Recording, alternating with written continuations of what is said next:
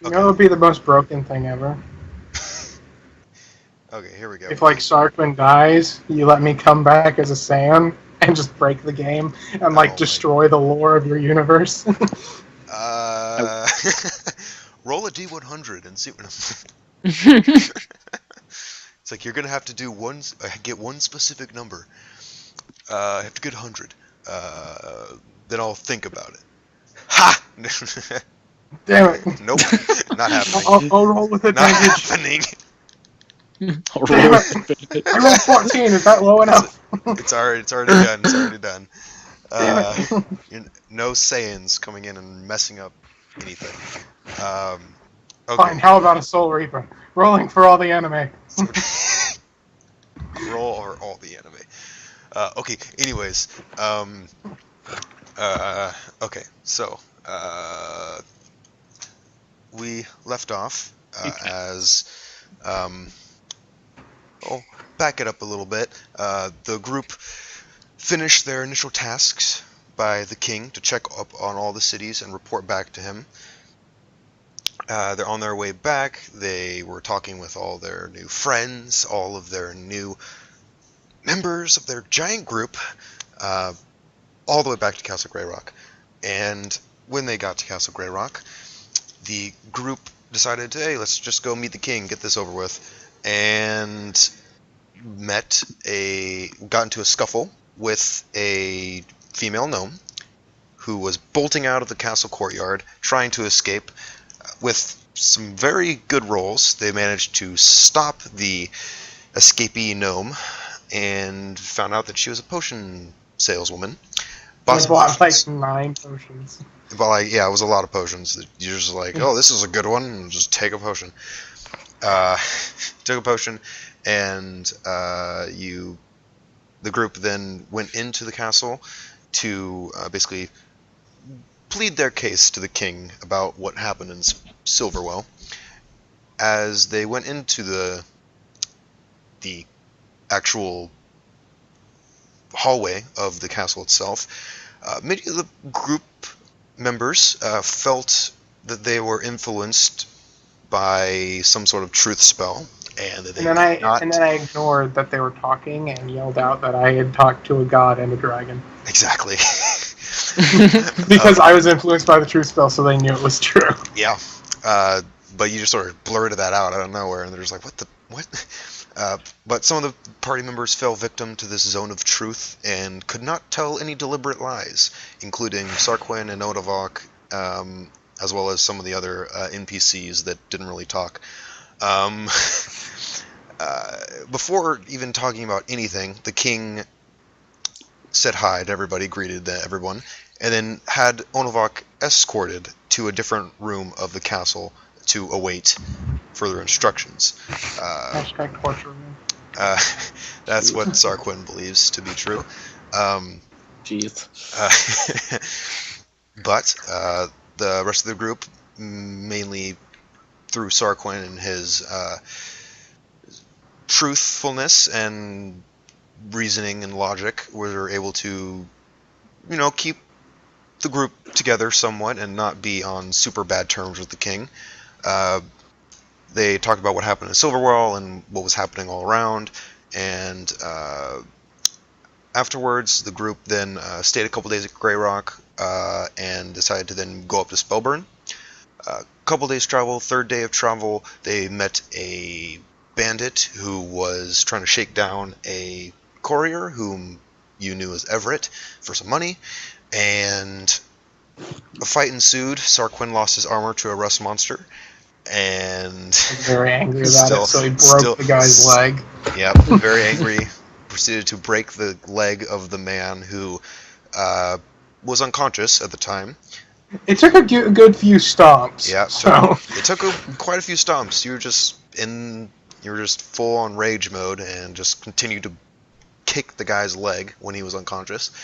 After some talking and figuring out what he was a part of, Naf, through some religious background and prayer, was able to figure out that he was a part of a joint group between a dark cult that sacrifices people, and a bandit group.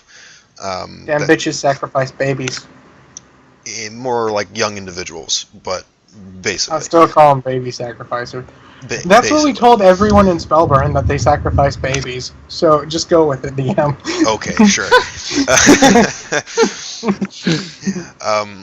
Then, after questioning the man that you captured for a little longer, you sent about half the group back to Castle Greyrock with the prisoner in tow for him to be locked up or to do whatever they needed to do in Castle Greyrock. At Spellburn, you talked with the one of the guards, the female guard that was out there holding a spear.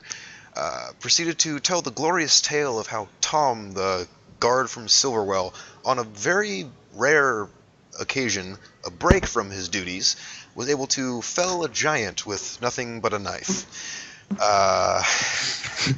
'Twas the best tale of him climbing the giant, Yes. stabbing it, using the knife as like a hook. He then went and managed to slit his throat with the average carving knife. Exactly. The giant fell in a heap. Yes, the guards were enamored by your story and wanted to emulate Tom now. After a while... And one of the women wanted to meet him, so I might have gotten him a girlfriend. Maybe, you don't know. But after a while, you went up to the Lore Master's house, your original goal, to see a tiefling there, standing outside very angrily, who was carrying a book. After a while, you went down to the Lore Master's house again. Such a nice guy. You went down, was met with those same wooden double doors, was actually required to answer a question of whether you believed knowledge was more beneficial or power was more beneficial. And after the people there gave their answers, the door opened freely. You then talked to the Lore Master. He gave you many different kinds of advice, like animal handling books, books about AMA, and also paid the group in general for not only bringing one, but two of the pieces of paper about his friend, for a total of 400 gold pieces to distribute however you see fit. And I absolutely just denied any of the gold. Yeah, you basically did. After that, you met with the tiefling, came down, talked with the Lore Master a little bit, and the book that the tiefling carried the Lore Master didn't know how to do anything with it. Borderline assaulted the guy. Yeah, it was getting there. Then everyone made their way back outside, and the tiefling begrudgingly made an agreement with the group to travel with them, so long as they can get him to a person that would know where to go for the book that he's carrying, and in the process... Can I tell him about the graces of Tom? Sure, you would have talked his ear off the entire time on your way back to Castle Greyrock, telling him all the different stories about Tom. How we grew up together. Yes, all of them. How he fell a giant. I kept going through the city of Silverwell, and we played when I came there, and then when I went back, he was sad, and I was sad, and I just kept going and going. Yep, just kept on going, and just when you think it was done, the next day another story popped in, and just kept on going. But that's basically where we left off. Was the group was heading back from Spellburn to Castle Greyrock, after completing the mission from the Lore Master. Something I forgot to mention. In Castle Greyrock, the group got a note from Spellburn and from Silverwell. From Spellburn, obviously, the Lore Master sent them a note saying, "Oh, hey, how's everything doing?" Silverwell, Richard Rosso sent the group a note inquiring about a possible short-term employment opportunity, which would reward the group with a hefty amount of money, though you don't know how much. That offer's on the table. But now we're gonna go. And everyone hates Richard Rosso, so Kep was saying he doesn't want to do it, and I basically ended up talking him in that we do it, we get the money, and then we kill him later. Basically. So, on the table, Kep absolutely wants to kill Rosso. Oh yeah, no doubt. A lot of people probably do in the group. But So we're just gonna jump in with Onavok for a little while.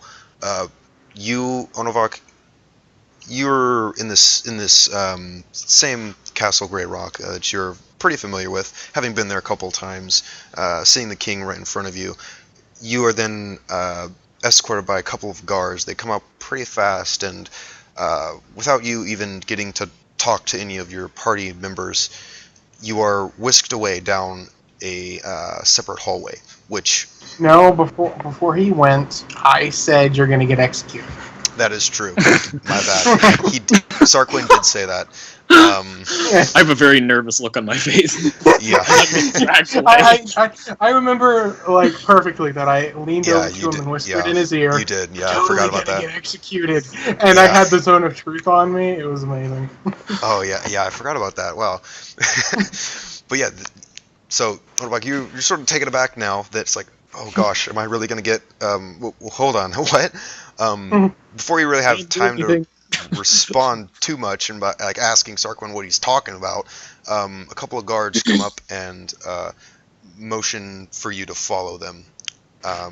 They then lead you off to the side, off to one of the doors on either side of the main hallway. There's one on the left and one on the right near the back corners.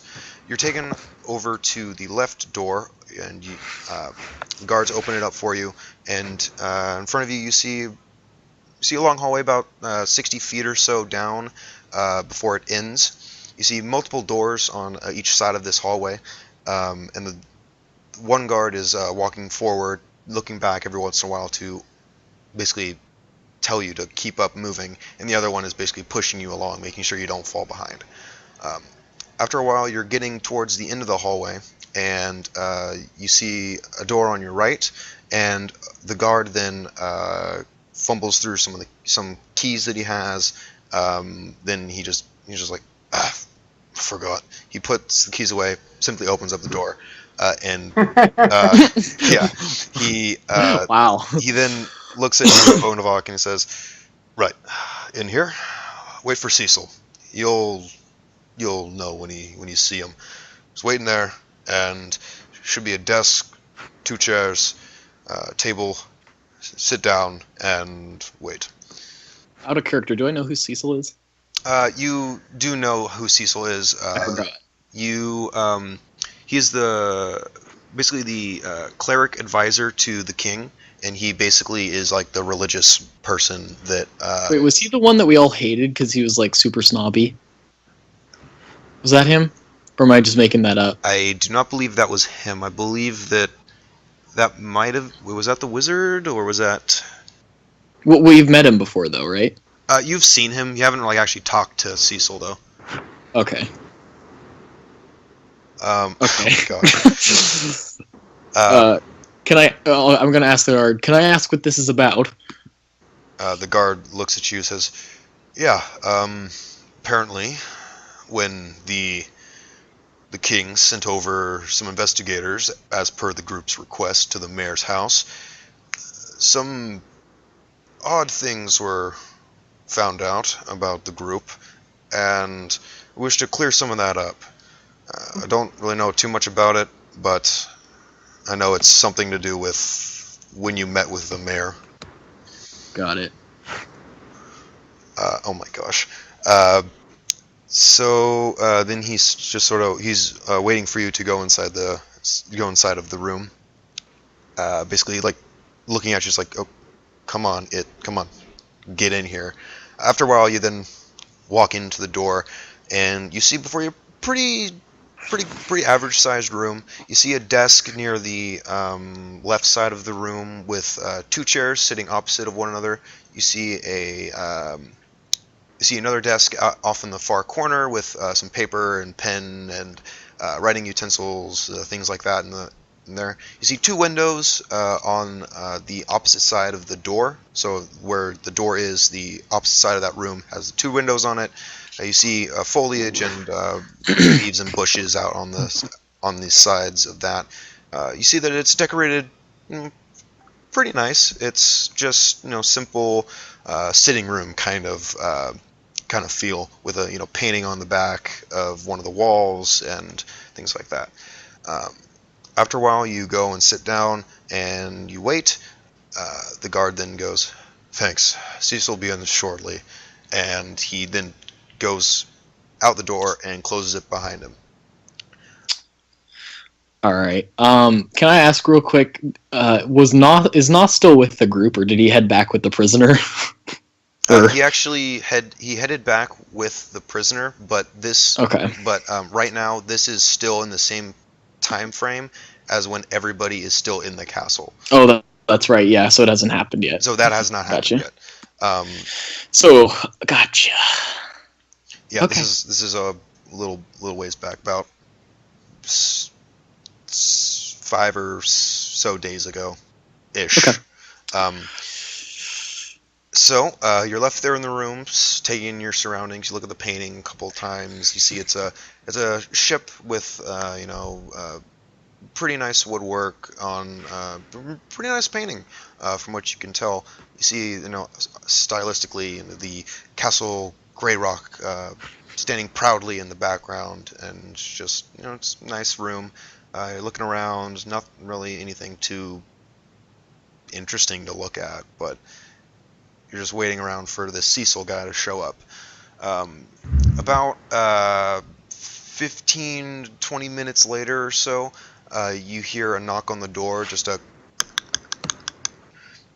and you then hear a as the door opens, and you see before you a pretty short, stocky sort of man, short military style, brownish hair. You see a very, very fine handlebar mustache with very thick sideburns. You see that he has sort of a square jaw and very well built. You see that he has some muscle on him. You see that he's wearing traditional cleric sort of armor, more decorative than functional at this point. This is more of like a presentation sort of armor that you're getting. And he then closes the door behind him as he walks up to you and sits down across from you, across that one table. As you get a better look at him, you see that he also has very thick eyebrows as well. This is like a pretty... there's a bunch of facial hair on him right now. And he then just looks at you, raises an eyebrow, looks to you, and says, "So, how about we get on with this, so that everyone will get on their day? And let's be honest, we both don't want to be here. So let's just make it easy on both of us. You tell the truth, and this will all be sorted out, alright?" Sounds good. What's your name? "Oh, I am Cecil. Pleasure to meet you." I see. I'm Onavok. Yes, But you probably know who I am. Yes, I know. I know of you. Know you were part of the original group that Barrick sort of put together and the king approved. And I also know that you have been put into question today, from the information we gathered from Mayor Talk. And well, let's just see how that goes, shall we? Yes. He then sort of leans up against the table, putting his hands together, sort of folding his fingers together, and he says, "Look, let's just get straight to it. I know you're already under the influence of truth sort of mumbo-jumbo that the court wizard cast, so I know you can't tell any deliberate lies, but let's just try to be as concise and to the point as possible, yes?" Of course. Good. Oh, he did save? I thought he failed. Yeah, he saved. No, he saved. Oh. I It thought was, he failed. I was pretty sure he saved. I wasn't Well, you there, didn't roll for so I it. can't tell you. Sure, Oh, okay. no, I was pretty No. sure you said, like it was kept saved, and then you rolled for Onavok, and he saved. I could be wrong, though. I don't... Onavok, do you want to just roll a will saving throw real fast, just to see if you... Sure thing. Yeah, go ahead. Yeah, because now we both know. Sure know. thing. Yeah, so, yeah. Sorry. I just messed up everything. Oh, didn't I? no, don't worry. It's good. Let's So before... let's do this. I've got a high one. Let's Ah. try So, this. nope, you Nope, failed. that's You failed. Oh, so frick. you're under the zone of... You basically can't tell any deliberate lies. You can still... I have high will. Rolls a 3. Yeah. Dude, I've That's a seen +7. Shrek and Pinocchio and Shrek. Bring it on. Okay, Let's go. so the sentence still stands as what Cecil said, and he says, "So it's good to just be as concise and truthful to the point. I know you can skirt around and sort of not really answer truthfully. It's best to just avoid that entirely. So I want to hear from your perspective. What happened the second time that you went to the mayor's abode? I know that you brought in a couple of new faces. I want to hear what happened. I believe that the mayor said the second time you came and saw him, there was a rat folk there. There was many of the original party members, but the one different one was the rat folk. What happened during that time? During the entire session. No, just that one little section about, like, basically the overview of what happened. Well, from what I remember us coming back in and the mayor having guards around him because he was nervous about us, which I can understand. But I also remember him asking us all to show him a crest to prove that we were with the king, and we all showed him a crest. Yes. All right, that definitely checks out. And all the people in the room, did they all have a crest to begin with? What do you mean to begin with? Were all the people in that room, a part of your group, in that room, did they all have a crest before they entered? No, I don't believe so. Okay. And do you know who did not have a crest?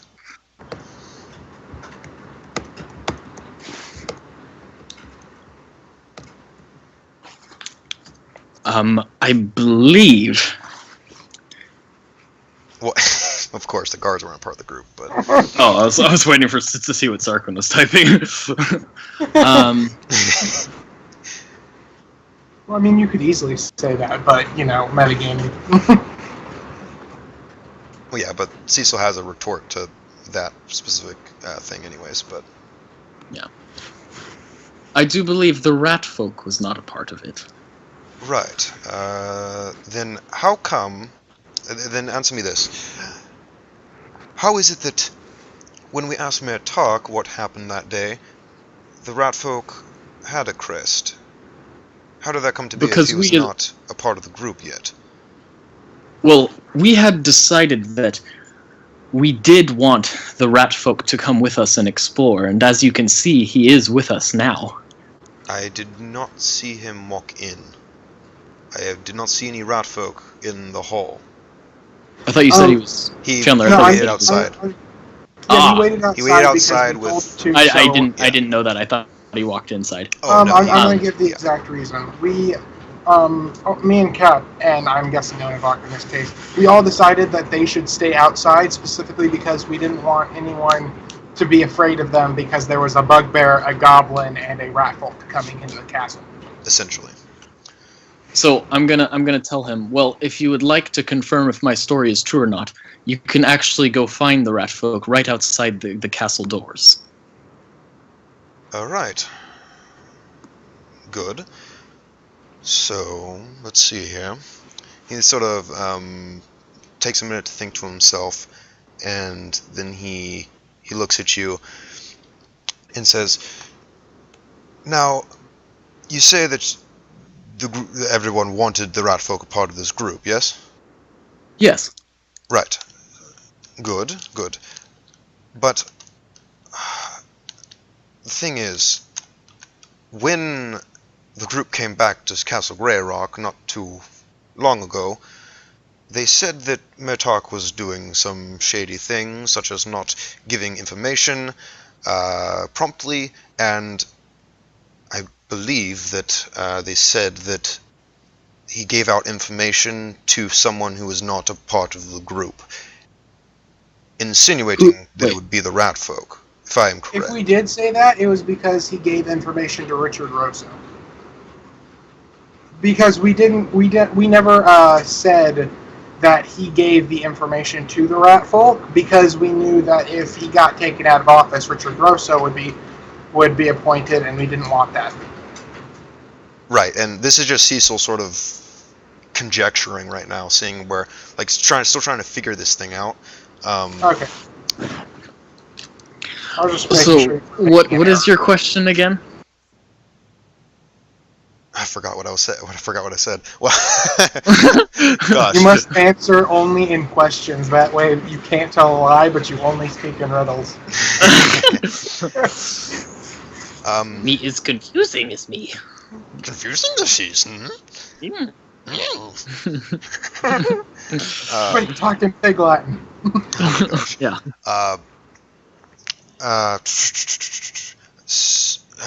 So, what I was trying to say was that yes, the mayor was not giving you information promptly. That was already checked out. But based on what he said, all the members in that room either already knew about what was going on, such as the guards and Richard Rosso, who was there at the time, as well as all the members there with the crests. Yes. So, what I'm not understanding is how could he have, say, given out information to someone who was not a part of the group when everyone else in the group already knew, everyone else in the room already knew? Was there another one in the group who was not yet a part of the group?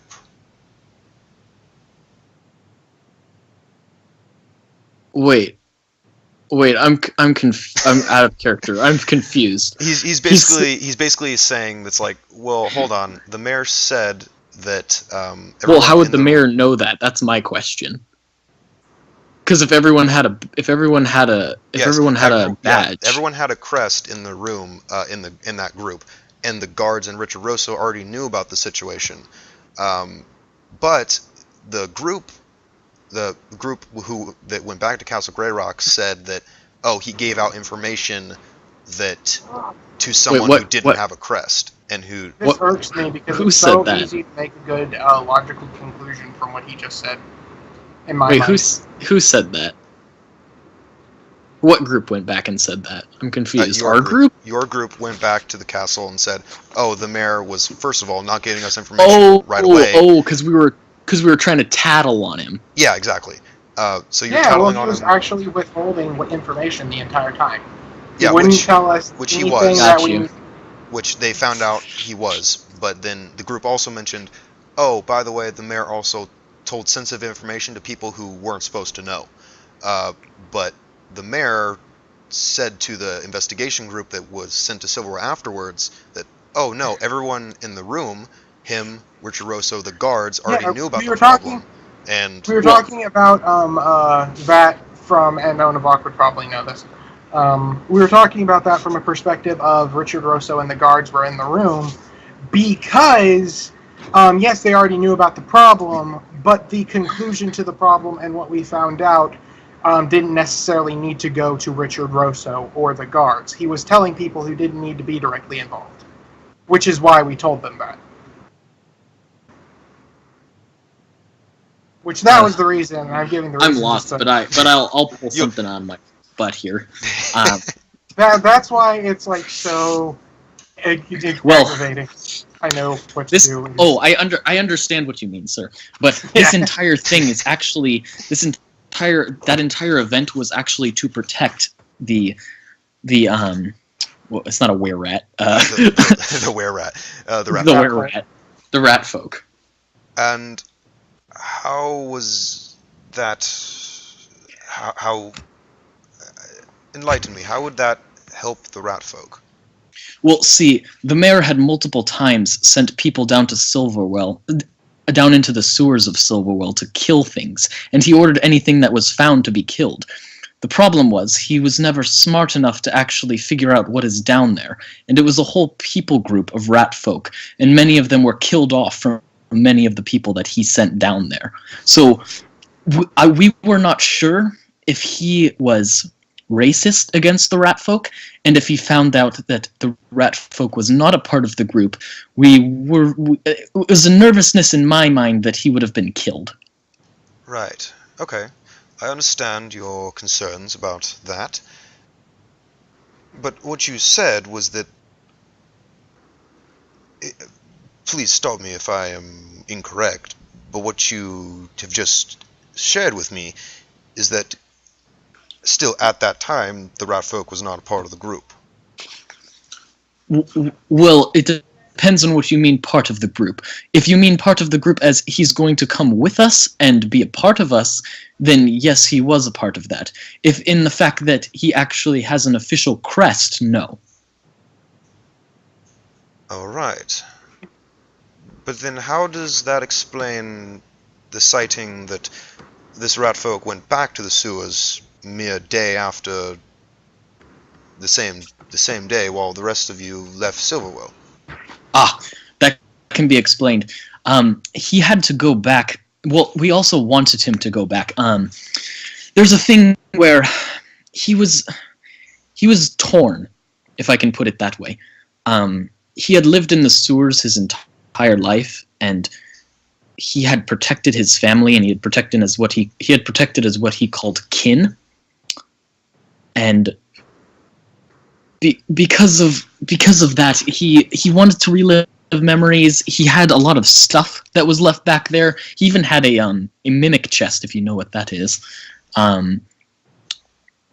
had a lot of things back there. Yes, but all point in case, we always wanted to come back for him, and always the group wanted to get him back, basically. And so we sent for him, and we even left people with him, in fact. I did not know of this. Mm-hmm. We left, Sarquin, what's your wife's name? Your girlfriend's name? We left Satoria... And Evan. I forgot. Evan. We left Satoria and Evan, actually, with him. Alright, this definitely has been eye-opening from my point of view, not knowing what happened, really. This is definitely something I should double-check with the king after he is done talking with the rest of your group. Compare stories, and if there is any other further questioning, I'll come and ask you. Absolutely. Okay, can I just... I'm not going to come in and say anything that I shouldn't right here, but I just wanted to ask, after this, can we add on to what I told the king, like, while we were, like, alone? Oh, yeah, we can do that. Okay, good, because I was so focused on the one thing that I wanted to tell him that I completely forgot that I wanted to also tell him about something else. Okay, gotcha. Alright, so after all of us here left in that room, Cecil walks up, gives you a quick little smile, and exits the room. You're sitting there here waiting for what seems like forever, and he comes back. Cecil opens up the door and says, thing is, we're still debating between everyone who heard the testimonies of both you and the rest of the group, so we're going to, if that is alright with you, have you stay here for at least a couple days or so, while your group does whatever they need, and if that seems alright with you, then you may have free reign of this first floor. Just do not go upstairs and do not go into the basements. Absolutely. Before, I will stay with you, and we will work this out. Would you deliver this letter to Eliza, please? He's like, who is Eliza? Did she stay outside as well, Chandler? She stayed outside. Yes, she stayed outside with the bugbear. Gosh dang it! Everybody stayed outside. Um, Over half the group stayed outside, Yeah. I believe. she is the beautiful blonde lady that is outside. Is she blonde? I Right. thought she had white hair. Was it white? She has Thought it was blonde blonde. hair. She has blonde hair. Oh, okay. I got that right. Her Good. picture might have looked like it was white, but it's Yeah. blonde. Okay. The Cecil takes the note and says, "Sure, anything." Oh my god, please don't tell me it's a love letter. That'd be the best though. Your It's eyes are funny. like the glowing seas of my heart. Yes. And just she's vomiting half the time she's reading it because it's She's so like, I much. can't take this. He takes the notes like, "Sure, not to worry. So you may stay here if you like, or you may wander around the castle. Just if you see any stairs, just turn away and don't go towards them. That's about it.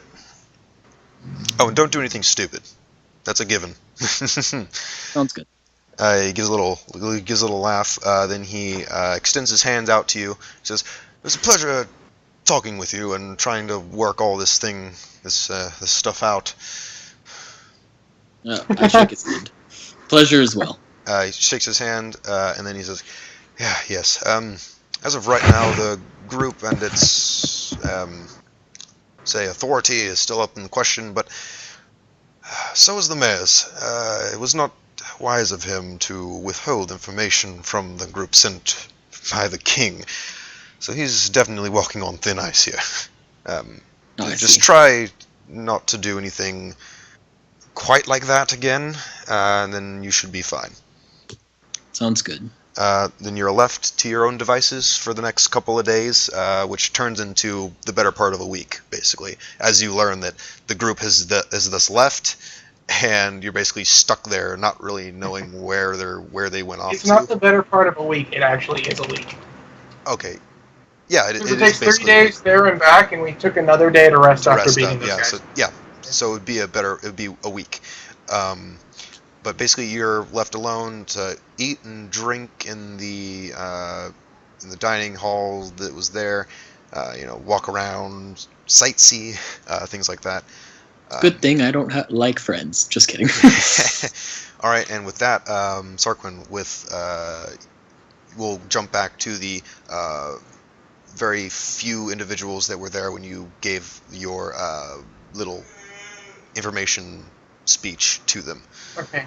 The thing I was going to talk about is Silverwell itself, because that was actually a big part of what we were talking about, and I wanted to expand on that, but I forgot. Gotcha. So, as you say, Silverwell itself, it's like, yeah, Silverwell. I'm gonna instantly go, okay, so remember that guard, Tom? You mean the one that was just hired on? Yes, by the way, great guy. Like I said, wonderful. So I've been told. Yes, wonderful man. He told me, since, I got him here and he was out of the ever tyrannical, watchful eye of the city. Sounds like Silverwell. Yes, which I don't understand why you don't fix, but human politics are lost on me. Forgive me. It's quite fine. Sometimes human politics get lost on me as well. Fucking gives a light chuckle. And then he goes, Silverwell, Yes. whatever you do, don't let it fall into the hands of Richard Rosso. The problem with that is, I have been told, and the guard that by Tom, who worked there close to the he was close to the mayor's house, right? Yeah, Stationed he was. there? He was actually stationed He was the day that you called out his name. He was literally right outside the mayor's door. He was stationed outside the mayor's door, for what I know of. And what he told me was him and the what was it? Him and the mayor engaged in some practices that wouldn't exactly be considered legal, though no one knows the extent of it because, of course, Richard being Richard, he hides his tracks well. I'm saying this as a way to warn everyone in this room that if you ever let Richard have that type of power, let it come to that, then you would have someone who is much worse in power. He would, I would say, be even more tyrannical and bring even more hardships on the people there than the present mayor has. As you're talking, everyone in the room has been giving a nod of acknowledgement and a few look of worry as they sort of whisper to one another, start talking about, yeah, yes, I do believe so. It's the thing with Silverware. And you hear this sort of a mumbled conversation between the king and some of his advisors. I'm gonna kind of raise my hand to kind of stop it and go. Silverwell is surrounded by the kingdom. 3 cities, one of which is a heavily fortified. What is it, like a heavily fortified town? Yeah, Grand Pike is basically the military outpost city. If I go, I'm going to look at him and I'm going to go, you should take into consideration that if you were to go forcefully take the mayor out of power, make sure that Rosso didn't get in power, and put someone that you trusted in power, and lowered the taxes on everything, you would garner untold love from the populace of Silverwell. They are living under harsh. Make a bluff. No. No, it's not. It's not bluff. It's not. They are living under the harshest rule imaginable. I went to the slums and went to get a glass of this muddy ass water, and it was a gold piece. As you say that, a couple of the wizard actually goes. It was a gold piece, and he sort of interrupts you a bit. He's like, he obviously didn't know Silverwell too much. You're supposed to haggle. That's Silverwell. That is not the thing. He literally told me that he couldn't go any lower when we asked, because the prices in Silverwell made it impossible for him to go lower. Did you ever try to find out if he was lying about that? Yes, we did. You still see that there's some chuckles in the room, but it's sort of it's also an acknowledgement that this is sort of a bit crazy. I'm also gonna say, okay, I'm gonna add to that, like, before I roll my diplomacy, that even then, who in here believes that a man should have to haggle for a glass of water? Why should it not be at a set and reasonable price? This does not help the citizens. As a kingdom, you're supposed to, yes, make yourself strong and trade strong between your cities and garner respect. But you're also supposed to make your citizens happy. And if your citizens are living in poor conditions where they have to haggle for a glass of water and can go bankrupt for getting a meal, how is that good? Now you may make your diplomacy check.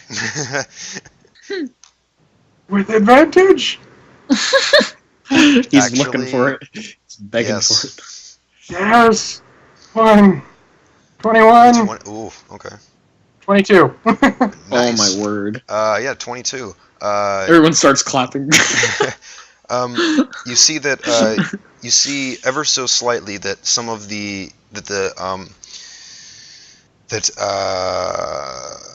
daughter Charlotte has been nodding her head this entire time. Even the king's son, though usually aloof, you see that he's paying close attention to what you're saying. Other than that, there's not too much of a telltale sign of what way they would go. You guess that this is basically from experience dealing with kingly duties and stuff, that he's pretty good at hiding what he truly feels, but you have a pretty good notion that your words got through to them in some way. And at this point, I'm going to stand and further appeal to them and say, look, I know that I was just a guard in the city of Rhodes. I'm 107. Let me actually look at my age so I don't butcher this. I'm pretty sure I'm 175. I'm 142 years old. I am 142 years old. I was raised by a military family. I was taught tactics and war as a child, and taught to basically defend myself and my city if it ever came to it. I know, personally, from what I was taught, that Silverwell is getting to a point where it can be a danger to the kingdom.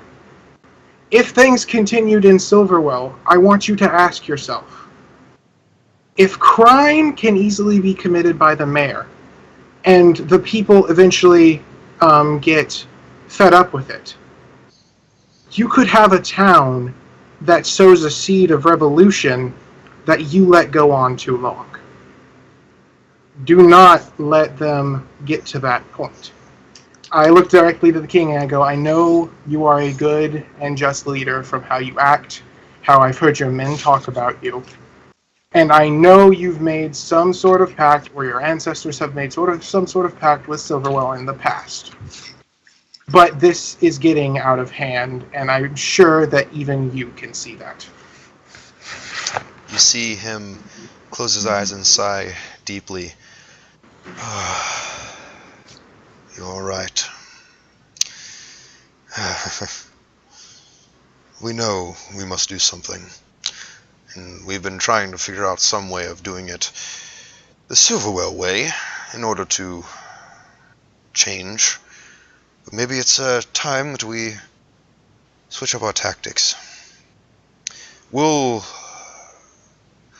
I will have my advisors look into other ways of getting through to Silverwell. Might I suggest something? Take it over. What? No, I've already suggested that, and that's something that no one would want to do, and Sarquin knows why. It's because if they do, the other towns might get a little unsettled, and you might have a seed of revolution in it.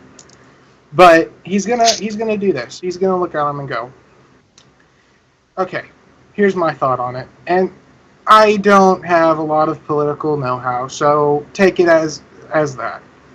My thought is, you go into Silverwell and tell them that if they do not straighten up, take steps to make their cities better, make their prices more affordable, stop being, and you can word this better than me, sorry, I'm doing this as a rough draft basically. Basically stop the bribery, the scams, all of the nobles basically paying for one man that they know they can control to take office. You find a way to word a page that they either stop that, or they can stop getting military support from the capital, meaning they have to pay for their own military support. And at that point, if they ever wish to declare independence, they are surrounded by 3 cities who could easily stomp them into dust. You need to make, and that is harsh, but you need to show the nobles and the mayor and Richard Rosso that you are a just king, but being just does not make you weak, and you will protect your people even if it means doing harsh things. That's just my thought. You see the king nod towards you and says, "Thank you very much, and I mean that, for all of the different advice you've bestowed upon us. Many things to think about. And though it may be a while, I do plan on changing Silverwell for the better."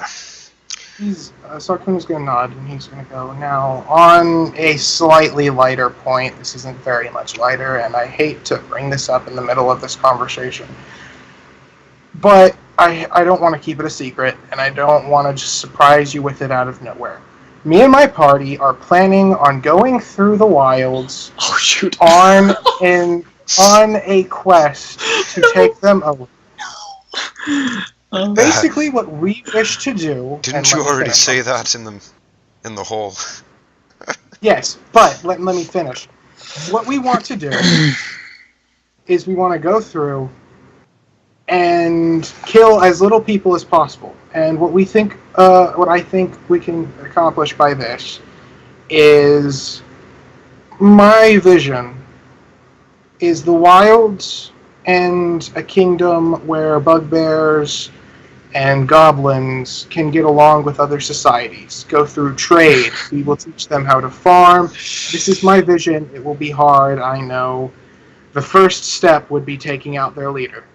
And I was hoping that if we did ever, defeat what was in the wilds and their leader, and we garnered people from it, that you would support us in building a fort and expanding only in the wilds. Now, the reason why I say we should do it and not let's give it to you is because if, say, you or any other city did this, they could take it as an act of hostility. Yes. So if we did it, you would have an instant ally. No, it's not that. It's just him supporting us and not...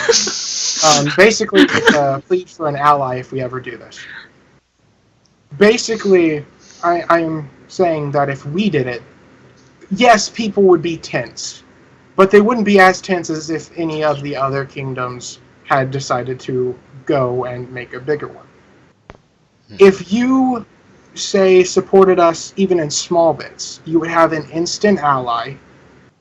You would garner no bad eye from the City of Leaves, since I would already have a great connection and my sister there. And my father, as I told you.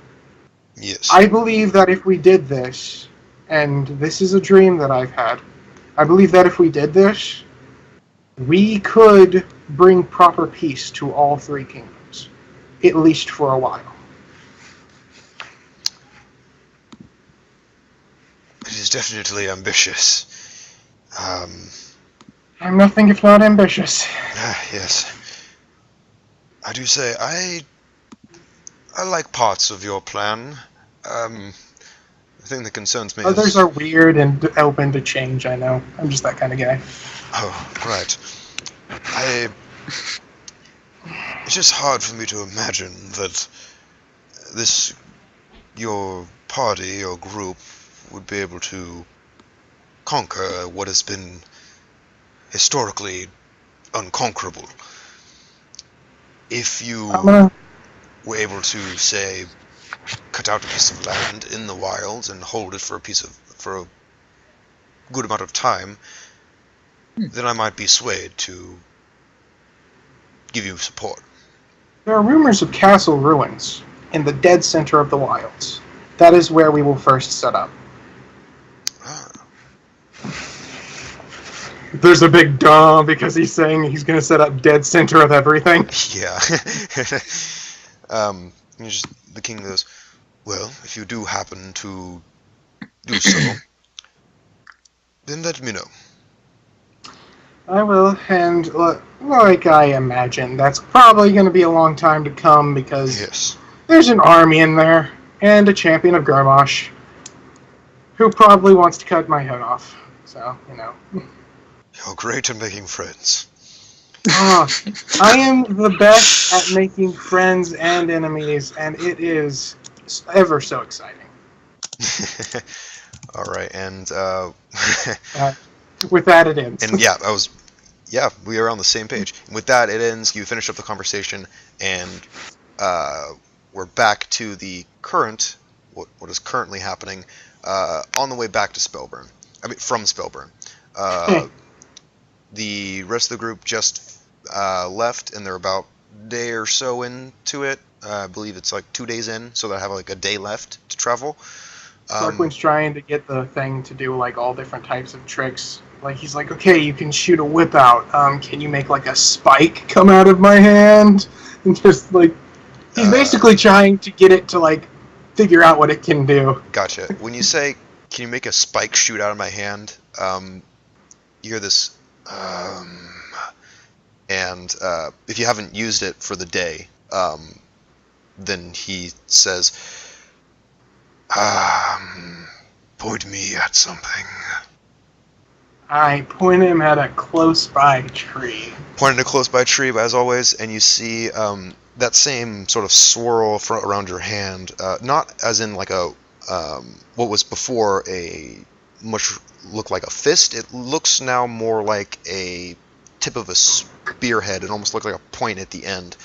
And he goes, and the voice inside your head goes, "Like this," and the thing goes whoosh, and you see it hit the tree and make a puncture wound instead of the bash that it did beforehand. He says, "That's about as all I can do, I'm afraid." You're awesome. Does that look like a spike to you? More like a spearhead, but you know that's better. Harder to pull out. Right. And this, you would already have known that this is the piercing option of your ability. Yeah. So it was basically just, you asked him, "Can you shoot a spike out?" and he just switched to the piercing mode. Well, yeah, but that's basically so he and him could both figure out that they could do piercing mode. Exactly. So now you know that you can do a bashing, a bludgeoning mode, and a piercing mode. Now we need a slashing. Oh, you need a slashing? You got them all. And then we got to do the elements. He has to get fire, water, wind, air. Just an avatar journey around the world. Yeah, can you do my symbiote with magic? You don't know. If you want to know, roll an Arcana check if you have any idea. Well, that was a joke, but I'm totally rolling an Arcana check. Go ahead. It's on the table. I didn't even think it was on the table. Hey, anything is on the table if you want to do it. 20. Okay, wow. You have the feeling that it might be possible, though you don't know exactly what you could actually, embed with this already magical being. Also, I would have to stay still while the guy was like going over my hand for like an hour. If it was like a weak enchantment. Yeah, it would be. It would be like getting a tattoo. It would be very like this. Yeah, like a drawn out tattoo. But you know that it could be very possible that you could actually enhance this in some way. But you got no clue about how. Yeah, and sorry to kill. I'm sorry to kill Onavok from talking, but I have one more question I'm going to ask, and I'm going to ask it: why doesn't it like go to like the tree and like spread out through the roots? And why didn't it do that and like take over the ground and like have an entire piece of land that is it? He responds saying, "I prefer more sentient hosts." Ah, okay. And then we go. Cool. On the way back, on the way back, idly talking with everybody. And myself, technically. And yourself, yes. Talking to yourself in your head. Oh, the other head.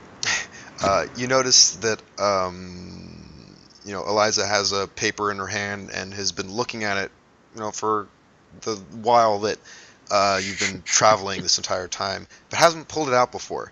While it's getting closer to Castle Greyrock, she has pulled it out and is thinking about opening it. I look at it. Can I like peek over her shoulder to see what it is? If it like has a from someone. No, I didn't write a from. I just wrote a to. Yeah, you peek over. It's not too hard to look at. All you see is just a paper that's folded up and sealed up that has a to Eliza on it, and that's about it. I'm gonna like. Does she know I'm there? Let me see. She's like a ninja. She knows you're there. Make a She looks hide pretty. check. She looks pretty involved in looking at this piece of paper right now. She doesn't seem to pay too much notice to Okay. anybody else. Okay, so I'm gonna like gently whisper in her ear, "You should read it," and then like back up like 10 feet so she doesn't think I said it. Just like a voice in her head. Okay, you say you should read it and back up. You see about like 10 seconds later, she just looks up. She turns around. You see the side of her head and her face in this like perplexed sort of look, like looking around, saying like, "Who could have?" She then like shakes her head and she then looks around, goes into. She then just opens it up and begins reading whatever it is that was there. After a Peek while, over her shoulder and read it. make a move silently check. Oh god, I shouldn't have moved back. I mean, She would have known it was you then. yeah. Yeah. 13. You are completely silent to her ears. Yes. Oh my god. Um, I hate you, Sarquin. Well, it's a note that's to her. Why would Sarquin not peek over her shoulder and be an asshole? Because it's to her. Yeah, but it's Sarquin, so. but it is Sarquin. Okay, Or maybe if so it's a Ramona, you fucking move up people. really silently. You garner some odd looks from Naf and Kep, who just are looking at you like, "What are you?" Wait, what did she roll naturally? A 5. Oh, okay. If she was gonna say a 1, I was gonna say shh, and then keep going. But no. No, she rolled a 5, so it wasn't a complete failure. But with her bonuses and stuff, it wasn't enough. Yeah. So you move up silently. You're right behind her. Seemingly, she hasn't noticed you. You're sort of creeped over. You can't see the paper from where you're at. If you want to see the paper, you're gonna have to go up and make a spot check. Okay, I'll make a spot check. And Parker's over here like, no, you asshole. Really, though. Here, I Why gotta. are you reading my personal stuff? Crit. No, you don't even know Oh it's me. my! You did not. He did. I He did. did. Bob. He did. I know What sucks is I exactly can't what it see your said. rolls, so I don't even know if you're screwing with me or not. He's not. No, Why he's can't you not. see my roll? Oh my gosh. Ah, my goodness, my webcam stopped working again. So, what, does he read the entire thing while he's behind her shoulder? And I know, and I understand who it's written by. No, that wouldn't have gotten from a spot check, but Damn it. yeah. What does it give him? I'll tell him what he knows. Yeah, there was like no way she would have been able to sense your motive on that. Oh Hey, gosh. Crit. Dude, Wow, what the dude. frick, Sarquin? It's like all the ones that's just like, I hope Sarquin does not crit on this. You crit. Let me just talk to a dragon. I'll talk to a god now. I'll summon all Well, these gods. I'll talk to the this thing person. I'll is- just read over their shoulder. When things aren't super serious, Sarquin is like, he has this persona of cocky, arrogant even, and he just likes being, messing around, enjoying life, and being like a preschooler looking over someone's shoulder and leaving their notes. Okay, so actually this is interesting. What she rolled plus her sense motive total is 21. So you get the jump on her. You are able to you're able to spot about the first couple sentences before she is like, what? And she looks and sees you behind her. She's like, hey, and I go, oh, sorry, there was some, I go, crap, sorry, there was a fucking lizard that I was, like, looking over. make a bluff check. God. Can Oh my gosh. I have advantage on this because I rolled a crit and so you can't sense my motive? Screw that. No, what? No, no. Oh, I'm bluffing. 6. Okay, yeah, she definitely beats that. So she's like, Yeah. really? Come on, Yeah. stop. Just move away. Okay, sorry. Just move Okay, away. I- Leave me be fine. right now, okay? And then Okay, what did I read? Onovok, he read the first like two sentences. What did he see? Should I give like a general summary or like Yeah, just just literally write it out? Just like a general summary for the first couple sentences, because that's all Sarquin would have been able to get. Yeah. With that crit. So Sarquin, what you can tell is from the first few sentences, it does not appear to be a love letter at first, at least. The first few sentences are, Eliza, I'm going to have to be staying in Castle Greyrock because of questioning and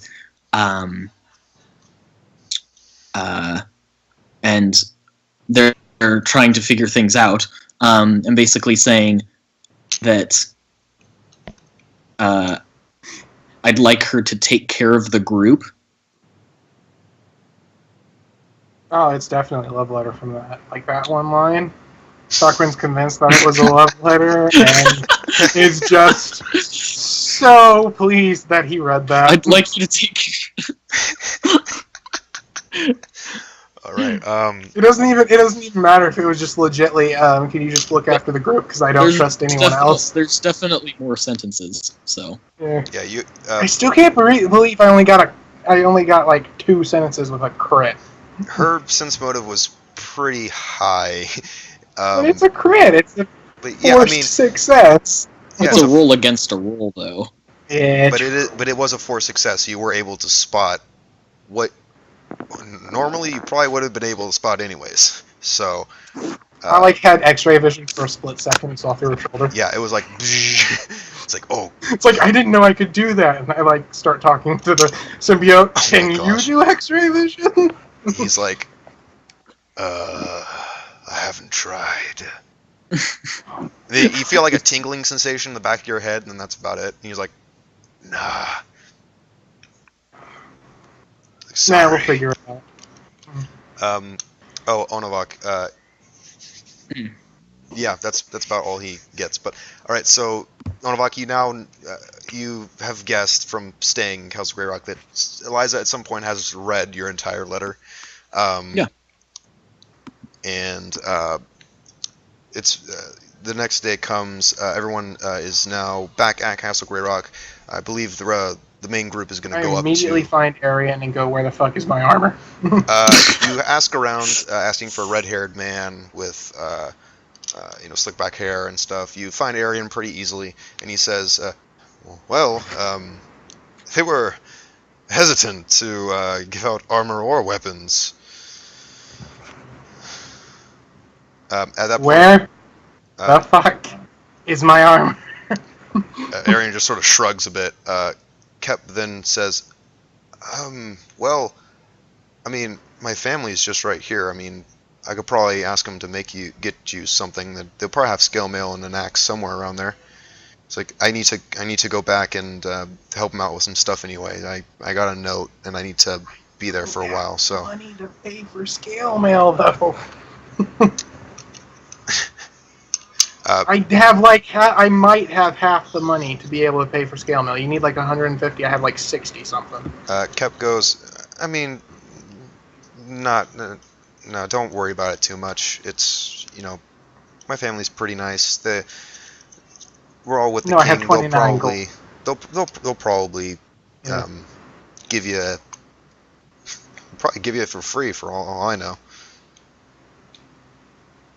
Okay, well, I'll go with them. Okay, you go over to Kep's house, knock on the door, meet with Kep's parents, talk with them for a bit.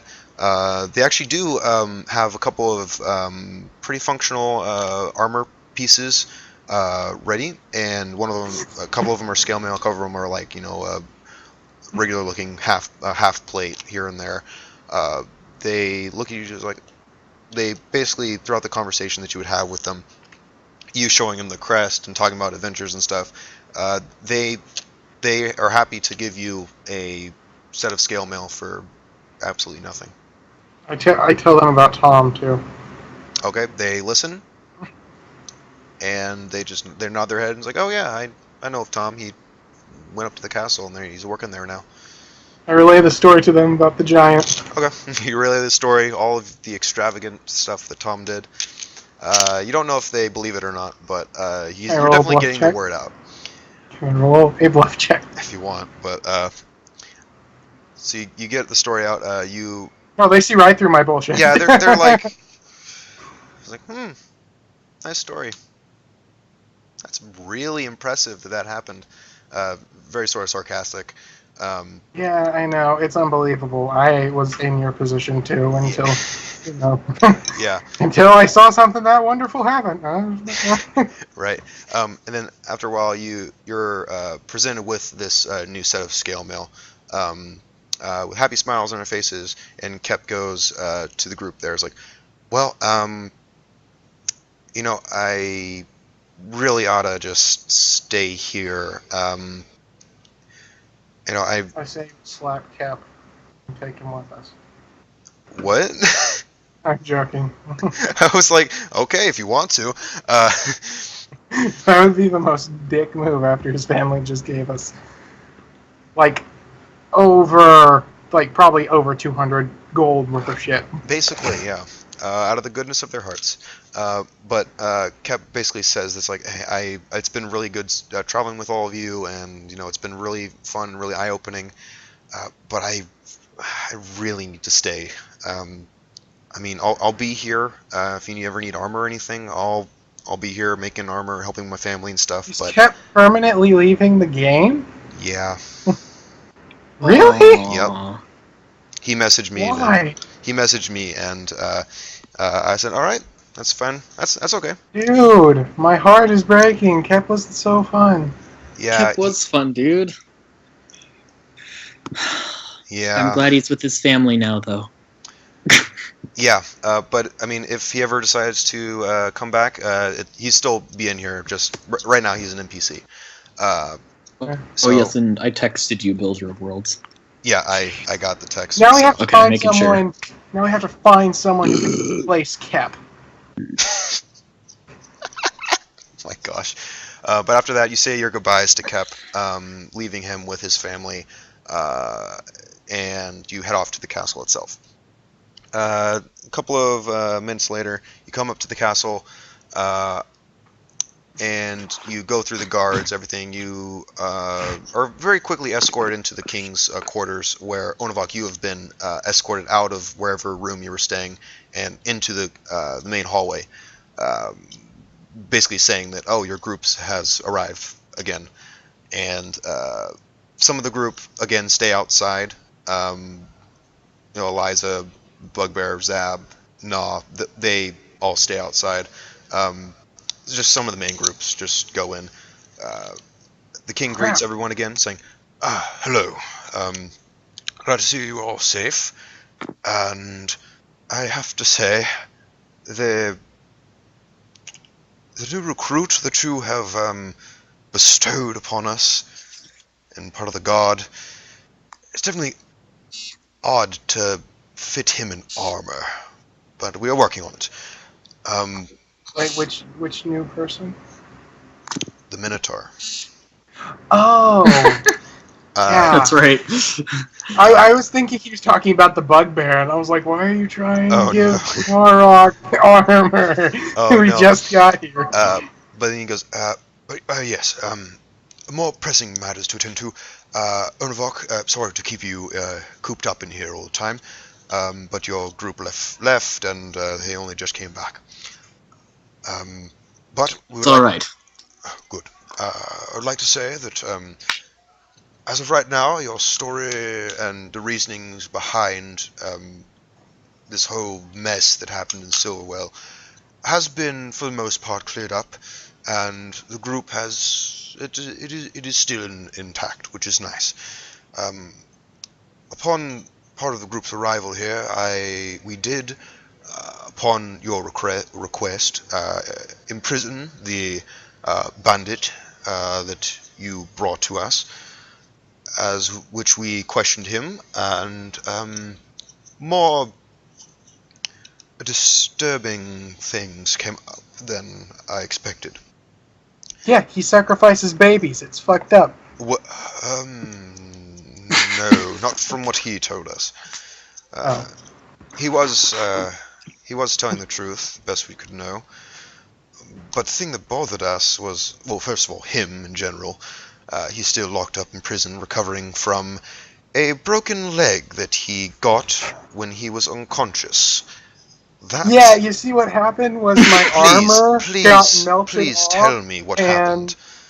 Okay, so my armor got melted off, and in a fit of rage, I was like, trying to grab his stuff off while I was doing it, and I accidentally leg dropped his leg. And when I tried to get up, I did it again, and I tried to get up again, and I just fell on it with my ass, and it broke. He goes, that's the most sorry excuse for a lie I've ever heard. I know, but at least you made it entertaining.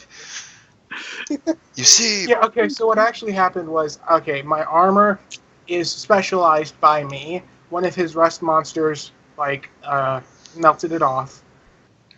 I spent hours personalizing that armor. It was special to me. It was given to me by my father, and it's just melted away and eaten. I got angry, didn't want to kill the guy because we needed him, so I broke his leg so he couldn't run anywhere and get away. You see, this whole thing is a problem in my eyes. Yeah, I know, it's a problem in my eyes too. I shouldn't have done it. I feel actually pretty bad that I did it. Yes. Not because of who he was, but because of morals. Yes, because, I mean, if you broke his leg while he was conscious for him to not run away, that would have been perfectly fine. Wait, what? So, if we knocked him down and I waited for him to be conscious and broke his leg, that would be an intense amount of torture, you know? Well, if it was during a fight. If it was during a fight, but... I did it while he was asleep, so he actually felt less pain.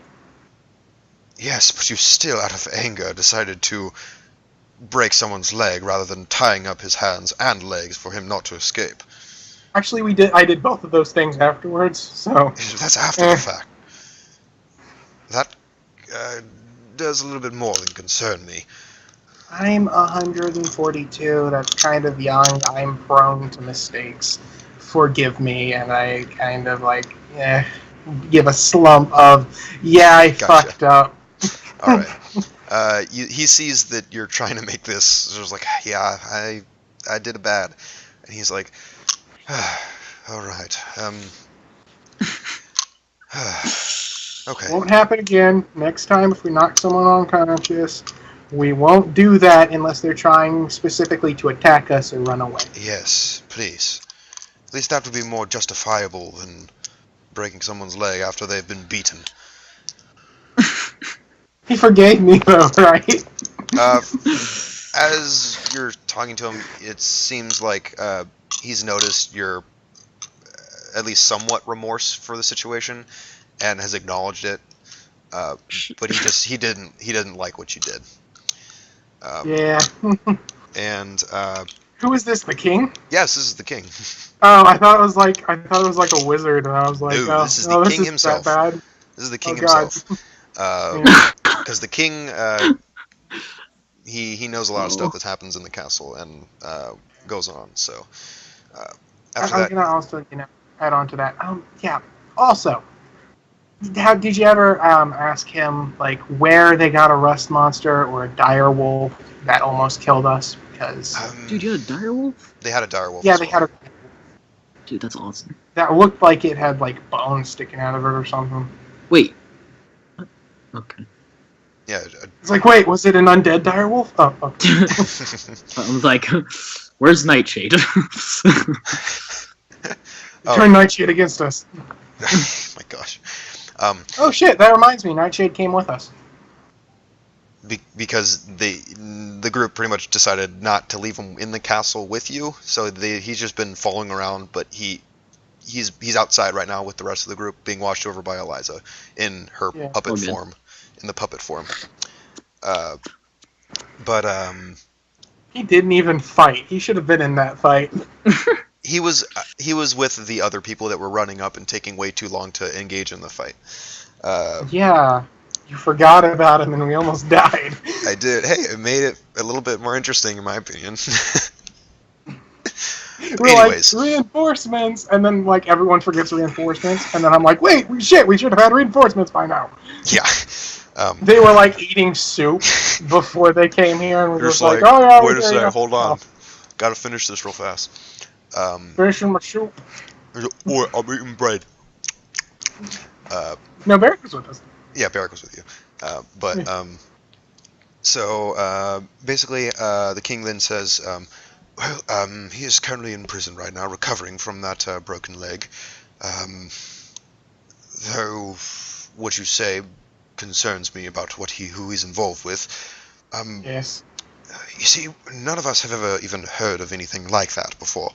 And from what we can tell, he is nothing but a mere bandit. And at that, we cannot really imprison him for too long.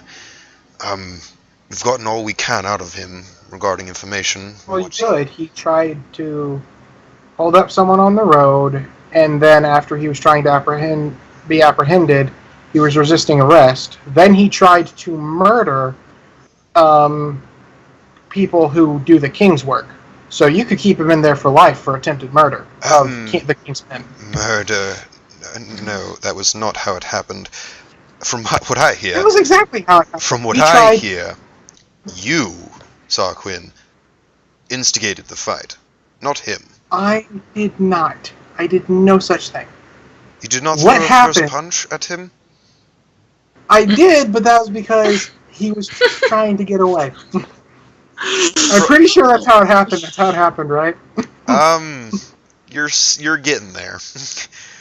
What happened was he hadn't pulled out any weapons or anything. He's basically was trying to talk to Everett and you at the same time, trying to weasel his way out.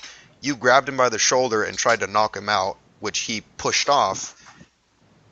Kept someone Bigby's hand, tripped him, and then that's when he called his reinforcements because in his eyes, the group attacked him, so he was retaliating in self-defense. Okay, so I'm going to explain this, throw it back on him. Okay, so what happened was not doing so we hot. found him attacking one of the people we knew on the road. I went to stop him.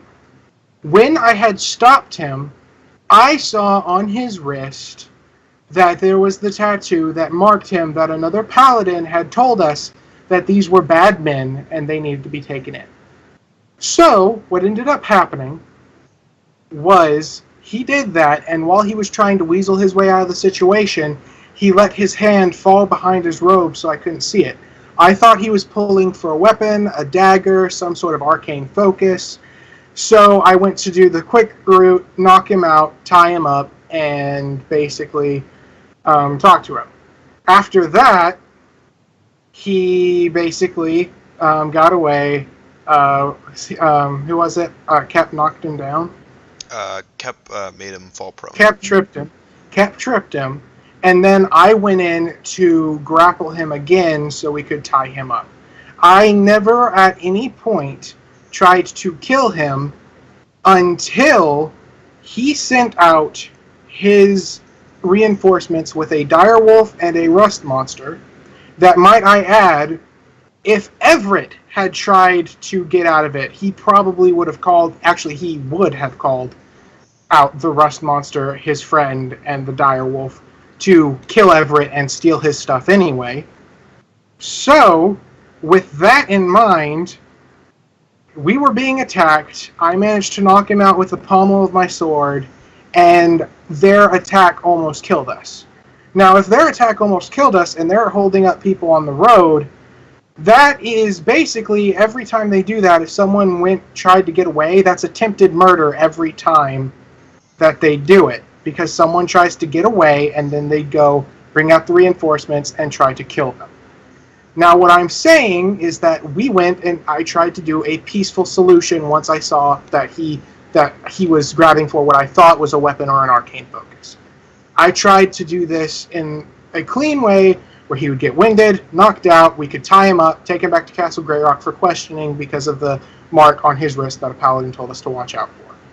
After that, he did not want any peaceful solution. He didn't say, okay, after his man had brought him in.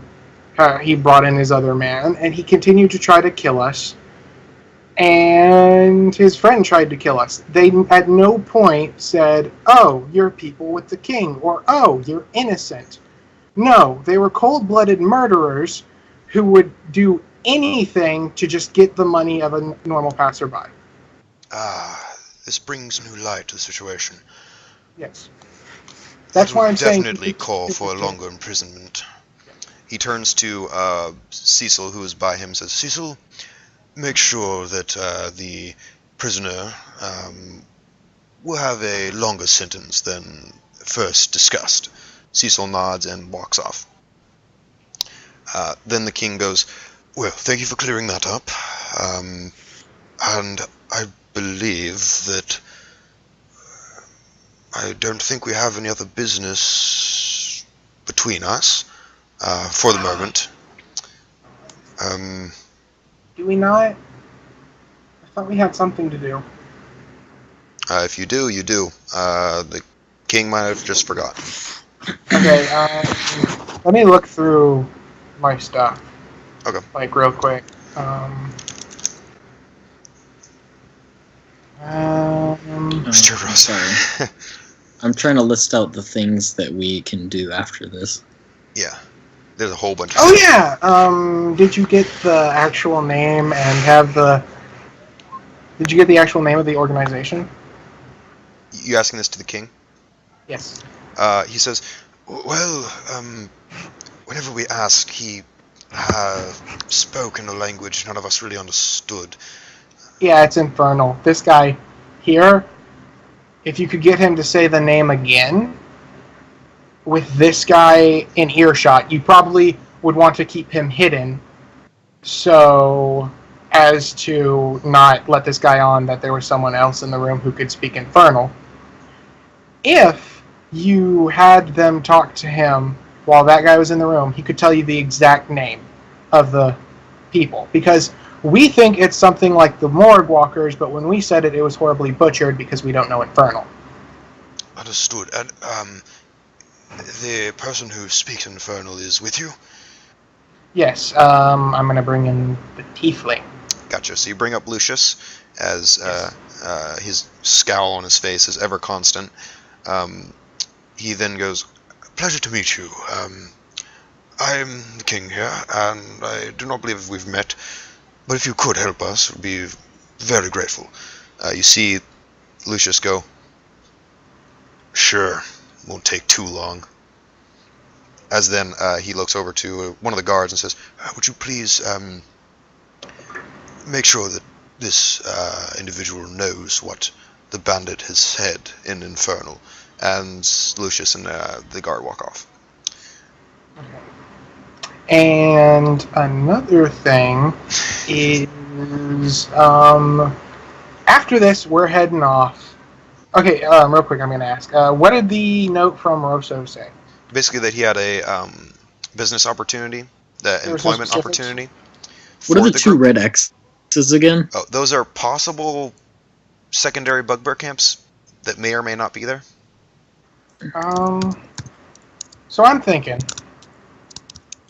I'm going to say this to the king. So I'm thinking that we head down to the camps that we think that there might be more bugbears at. And then we're going to go to the Metallic Dragon's house. All right, I mean, we'll get out of here, at least. Yeah. And so I was wondering if, like, you wanted us to take anything to, like, ask from you. I mean, he invited us there, and he was pretty jovial, so, I mean, he seems like a nice dragon.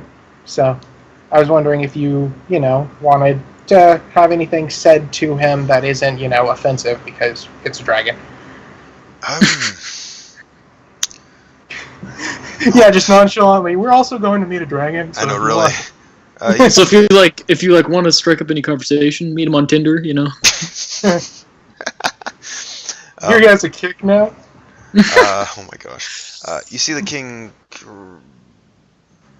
sort of give a odd look as he says, to be honest, It's not much I would ask of a dragon. I honestly don't know. Yeah, Well, I mean, dragons we're suck. gonna ask it. I'm gonna ask it if it can help us clear out the wild, so it doesn't have to deal with any bandits close to its home that would possibly try to steal its gold or whatever. That could possibly work in both of your favors. Yes. So, I guess we'll be off after I see your court wizard. May I ask why? I take out this giant green spider egg and go, he said give him a week and he might come up with some way to magically have this giant spider be like my pet. Ah! He turns to one of the It's been a guards. Yeah, it has. He turns to one of the guards and says, "Would you fetch William for me?" And the guard runs off and comes back with the same court wizard, sort of looking at. Okay. Also, I'm going to show him my hand and I go, I totally did the symbiote thing. Weird. The court wizard comes up and says, "Ah, I see you have. So about the, I know you requested a while back saying about some sort of spider thing and making him like Egg. you. Yeah, giant spider egg. I Well- want it to be tameable. Well, Can I put like the soul of a dog in it? So it comes out a puppy? That'd be adorable. Unfortunately, I do not know that kind of magic. Oh. I did, however, have some free time, and since it seemed interesting, I did go ahead and research that. So, myself, along with some of the alchemists here in the castle, we managed to put together some sort of enchantment-based small vial of liquid that should help with taming beasts that are not meant to be tamed. This is still experimental. We don't know if it'll completely work, but this is the best we can do. I look back to the group and I go, screw the spider, we can get a dragon. Oh my gosh. Does Onavak have a look?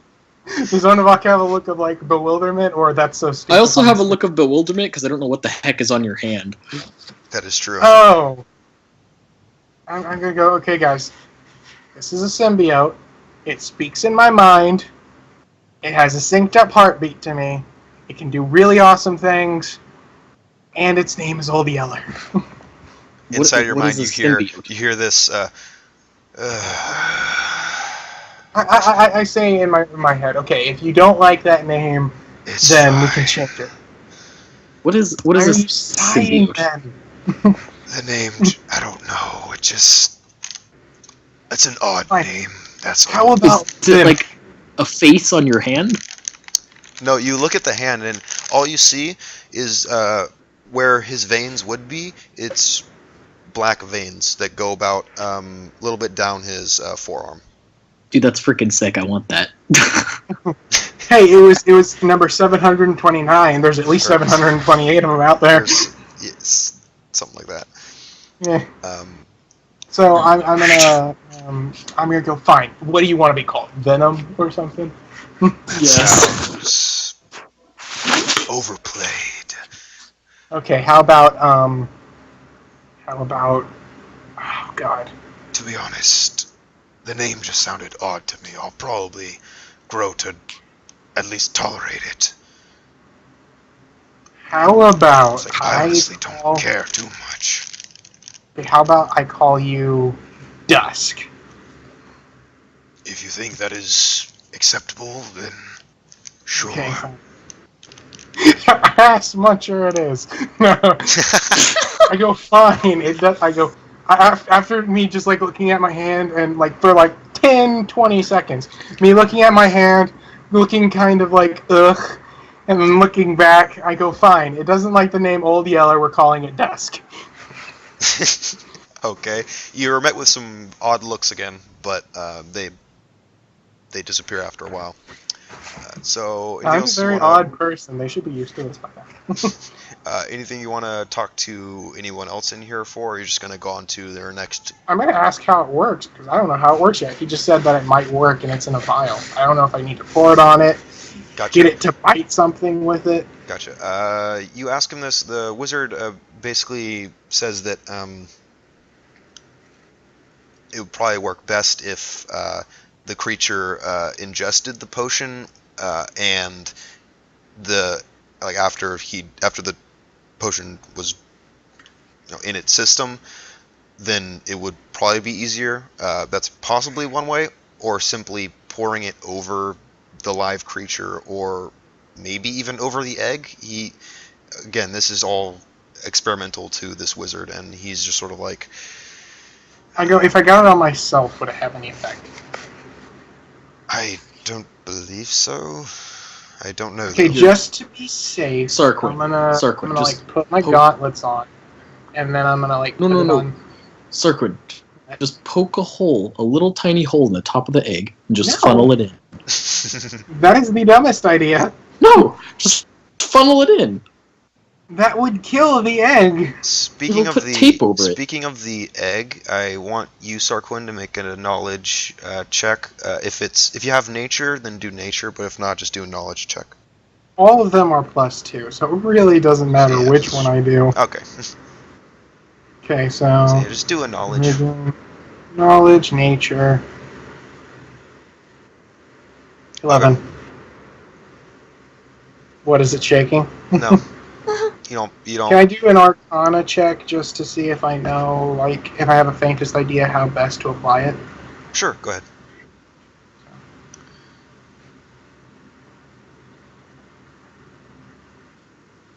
No, You no have clue. no clue.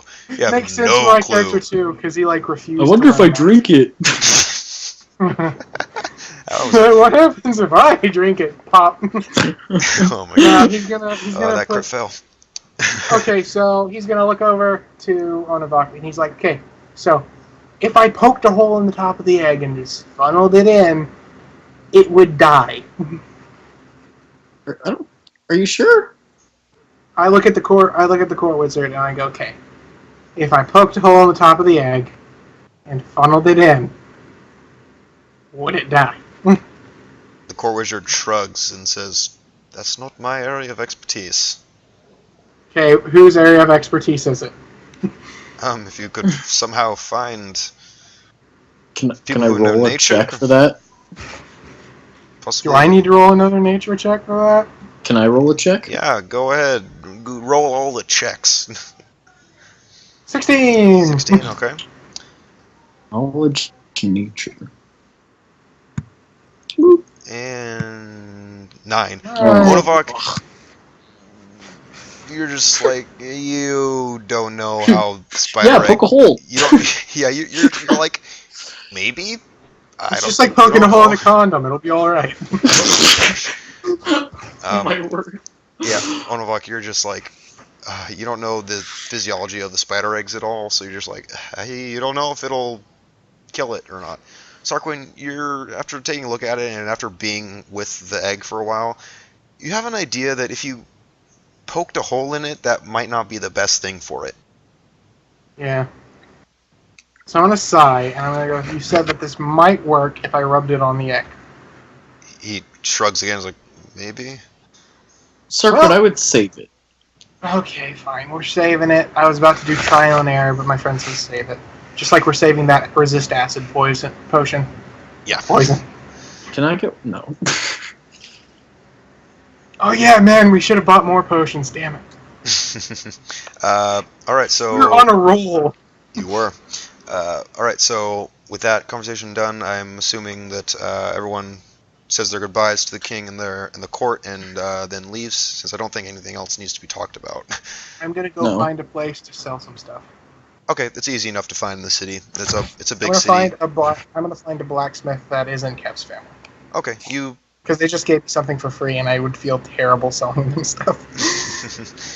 Okay, so you ask around for a little while. It's pretty easy to find. You find a blacksmith shop, and you knock on the door, open it up, and you see two individuals in there, both in the blacksmith apron sort of wear. One dwarven male and a dwarven female. You see that they're both currently hammering away at certain things. They're currently working on something as you walk in, and they don't see you or hear you walk in. I'm going to say, "Hello, I'm here to sell you some fine goods today." The hammering then stops from the female dwarf as she wipes the sweat from her head as she goes, so, want to do some business? Yep. Okay, what do you got? I put down the leather armor, which since I'm not angry anymore, I'm not going to burn. I put down the leather armor, and then I put down a short sword that I stole from the guy. And I'm basically selling all this shit. Basically. What else did I sell? I'm going to sell the letter from Richard. No.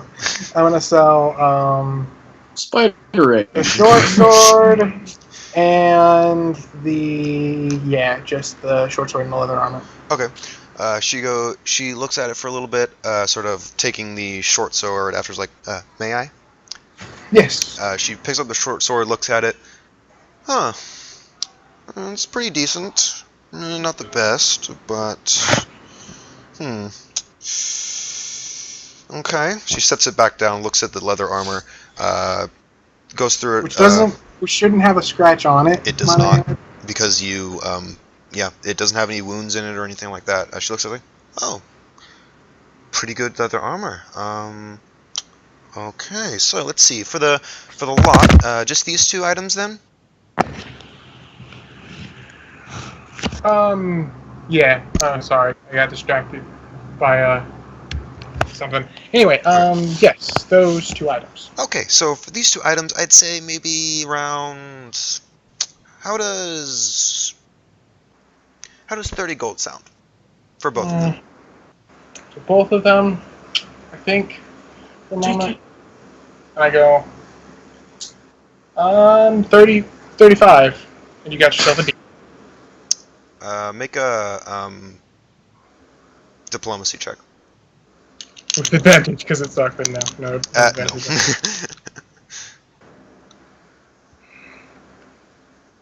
22. Alright, you say 35 and you have a deal. She looks it over, looks back to the other dwarven male who's still hammering away, looks towards her, gives her a shrug as the dwarven female goes, 35 sounds good.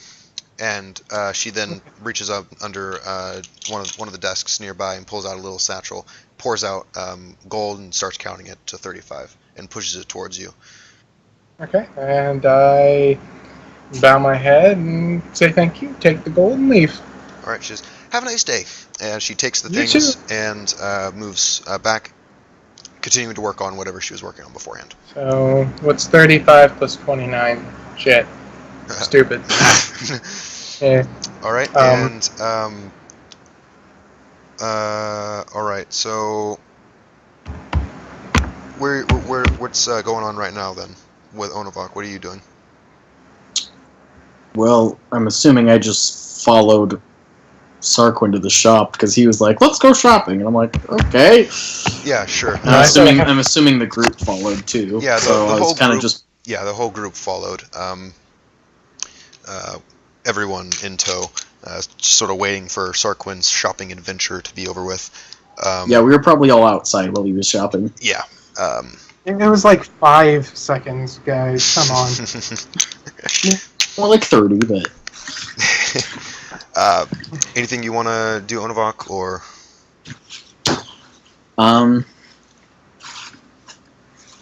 No. Okay. I thought about it, but no. Alright, after a while, Sarquin comes back out. The group is then... has everyone a part of it now. And you are left to go about whatever way you wish. I go, okay, so you guys want to You're at a do crossroad. I look and I go, okay, group decision. I'm not going to make this on my own because, 5 options. No. 5 Well, options. I go, we have the options. I go, no one here really likes Richard Rosso. Either that or they don't know him, so they can't dislike him yet. So, it's either we go see Richard Rosso, the guy that none of us really like, and get a job that pays well, and we all get very well paid, from a man we don't like, so it could be some shady shit. Or we can go down, clear out the bugbear camps that we think might be there. We don't know if they're there anymore. We've taken at least maybe 2 weeks since we heard that news. Or we can skip those camps, go around them to speed up our journey and just go straight to the Dragon's Cave. Well, let me ask you this. We have no money. I have money. Yeah. But not build a castle money. No, we're talking to... That's not in the wilds. We're talking to just the metallic dragon, which is in the gnomish and I know. halfling. But what I'm saying is we eventually do have to get a lot of money if we want to build a castle. Yeah. So, my question is, if we leave for weeks and weeks, would Richard Rosso actually have a job still when we get back? No, probably not. He might not even have one now, so going there could actually just be a time waster. He could have had someone do it already. Why don't we make the short trip to Silverwell and just ask about it? Okay. And if we don't like it, we can just say screw you and leave. I'm going to look at the rest of the party and ask, does that sound good to you guys? A lot of the party, Barrick, is just like, it's up to you, really. Mary would... I go, oh no, man. You have to choose a side now. Richard Rosso or right. Metallic Dragon. Yeah, I am not going to let you be ambivalent towards good and evil anymore. Especially because you have a past with Rosso. Yes. Not really. I just don't like him. Kind of. We're taking his son, too, so you got to think about that. No, I vote for the dragon. Okay. Arian goes, what? Oh, come on, Barrick. I go, if you want... Okay, I go, okay, Arian. Okay, so I'm going to grab Arian. I'm going to kind of take him away from the rest of the party, like with Onavok, of course. Bring in Onavok, too. And I'm going to go, okay, me and Onavok have to tell you something. Yeah? How well do you know your father? Very well. Uh-huh. Okay, Arian. Yes. Can I ask you something? Go right ahead. Are you adopted? No. I'm gonna jump in too. I'm gonna go, okay, Arian? Yes. I have another question for you. Would you say your father loves you? Of course. Okay. This is gonna come as a shock to you, and this is one of the reasons why Barrick doesn't want to bring you there. He raises an eyebrow. Okay. We asked Richard Rosso about you while we were there because we thought that maybe it would garner a smile from the cold-hearted old man. It didn't. He said he didn't know you, and I am sorry to say he said that you were faking it. Now, I don't believe him one bit, but that's what he said. Oh, that's just him. He's always been hard on me. I'm gonna look at him dead in the eyes. And I'm gonna look him dead in the eyes and I go, who raised you? My mother. And my father. Okay. So you grew up in the slums. I know that from Martin. Yes. So you grew up in the slums while Richard Rosso is filthy stinking rich and he could have brought you and your mother into his house. Explain that. We did live in his house. For a time being. Okay. Why did you leave? To be honest, it was a long time ago. I don't really remember too much about it. Is there like some sort of insight check that I could see that maybe his, I don't know how I'd figure this out, but I'm starting to think that maybe his memory is funky. Gotcha. Would that be like an Arcana check, something like that? I don't Depends know. on what you're looking for specifically. If you're looking to see if he's affected by like a mind-altering spell, that would be Arcana check. But if it's just like, More of I'm like, gonna look for does he have brainwash. delusions of it? I'm gonna look for brainwash. okay, that go ahead and make a wisdom check for brainwashing, basically. I'm thinking of just delusions. Delusions. Okay. Like, maybe he's heard of how great he was, and maybe I do firmly believe that he is Richard Rosso's son. I do, but I'm wondering if maybe Richard Rosso had a fling with someone, and he regretted it and hasn't claimed Arian as a son, and Arian deluded himself that he had a loving father, so he wouldn't be heartbroken. Gotcha. You go ahead and make a wisdom check as well. Okay. Oh. And like that was for brainwashing, basically. Yeah. From what you can tell, Arian seems to be in his right mind. Not really any brainwashing happening.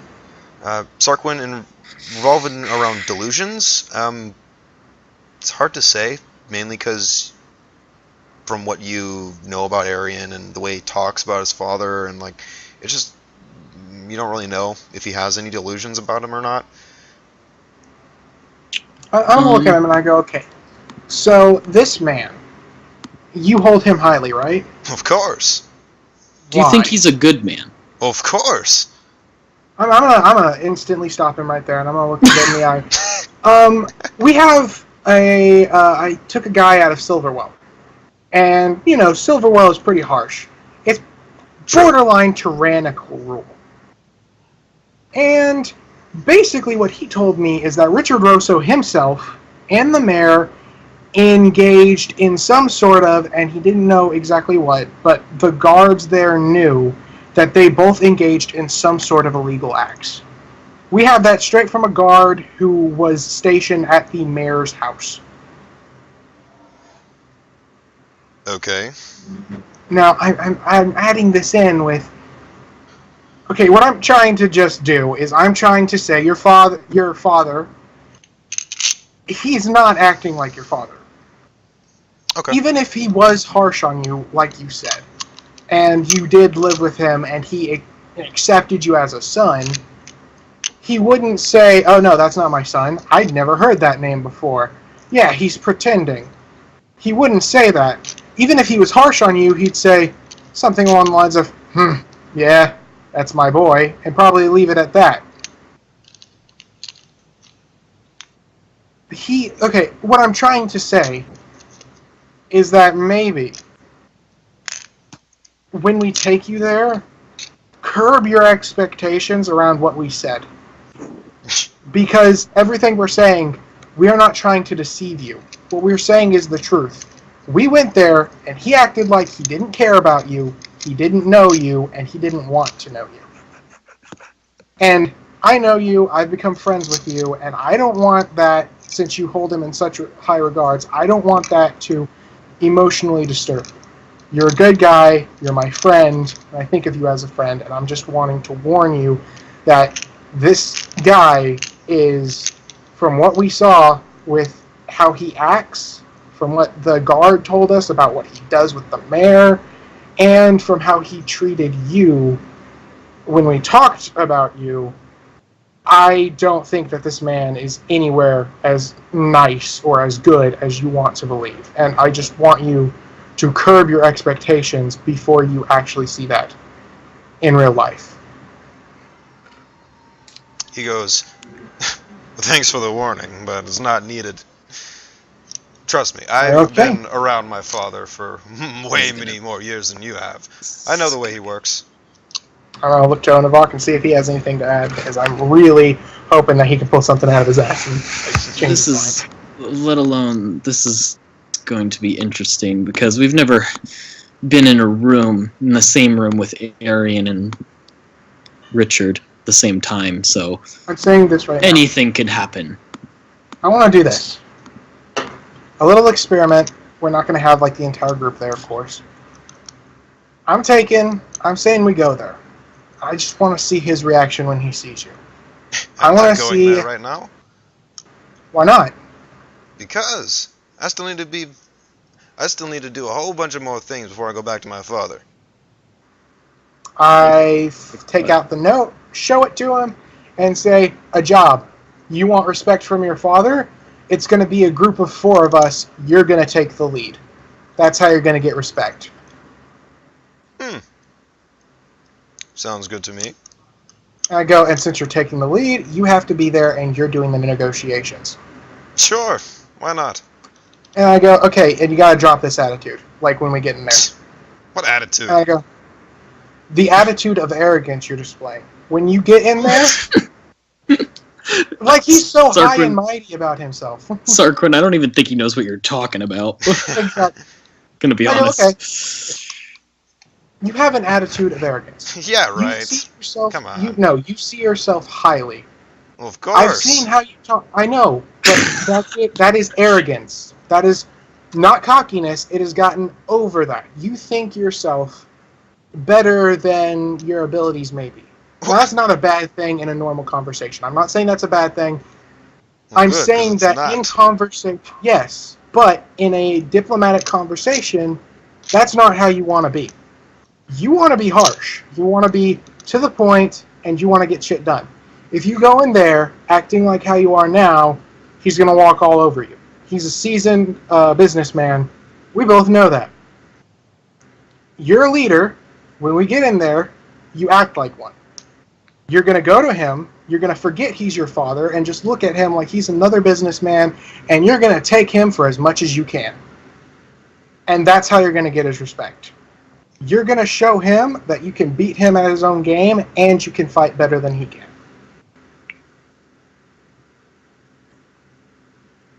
Ooh. Oh, goodness.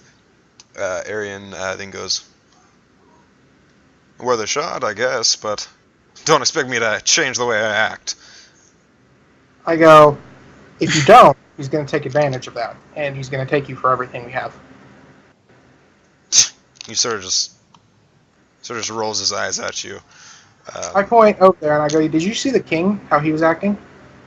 Yeah? Nice and jovial, right? Of course. Did you see him when we went in there when we fucked up? He was angry. Yes? If we had said the wrong thing, he would have cut our heads off. Well, That's how you need to be as a leader. You need to be, nice and jovial when things call for it, but in hardcore situations that you got to negotiate, you need to be a hard ass because it's best for your group. What you're thinking is, okay, I'm going to be nice and jovial because that's what I want to be in the moment. As a leader, you don't think what you want in the moment. You think what's best for your group. And what's best for the group is you take him for everything he has. I'm trying to get through to you on this, that you need, if you want to garner respect from this man, doing this the way I'm saying would garner respect. Sarquin. It shows you're a good businessman. It shows that... What? It's Sarquin. What? I'm gonna be honest. I think you're talking to a brick wall. I know, but I'm trying to get through the brick wall. Anyway, get back. You don't have a sledgehammer, I'm sorry. Have a shield, and that's good enough. Anyway, I'm gonna keep going. I'm gonna go. Look, I'm using the king as an example. Right now, being happy and jovial like you normally are is perfectly fine. In negotiations with a man like Richard Rosso, who take out the fact that he's your father, that he raised you, when we get in there, he's gonna see you as a sucker that he can pay less and less for. You need to show him that you're smart and you're not going to take less than what is required. If he says, okay, I need you to go kill something, and he doesn't tell us what it is, you hike up the price. If he tells us what it is, and for the 4 of us, you think it's too high, you need to hike up the price because we're bringing another person in. What you need to do is you need to go in and think of him as a businessman, not your father. Think of us as people that are under your care and guidance and who need you to make a living, not as friends. Think of it as if you're going in there, and if you fuck up and get too little money, we won't eat and we'll starve. That is how you should approach every business situation that involves your peers.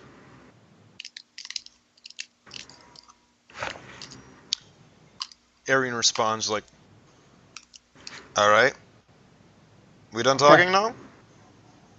No. We'll continue on the Oh my road. gosh. Gotcha. All right. You're continuing this whole conversation on to Silverwell, and during some of that time, as you're leaving the city. I'm also gonna, on the way there, I'm gonna read the book, like in the nights when I'm not talking to Arian. I'm gonna read the book that I got. That's like how to figure out how things work, I believe is the actual name. Oh, that book. Yeah, gotcha. Yeah. All right. Cool. Because I want to figure out how this fucking thing on my hand works. Okay. You'll be able to read that. But as you're walking out of the castle, out of the courtyard, and all that stuff, going through the streets to exit the city, I want both of you to make a spot check. God. Ooh. When it's shenanigans, I roll well. When it's not, Really? And it's not. It's up in the air. You just roll. yeah, Of course, exactly. 5. Okay. Roll high on Avok. Sounds good. God damn it, Never on mind. Avok. Okay.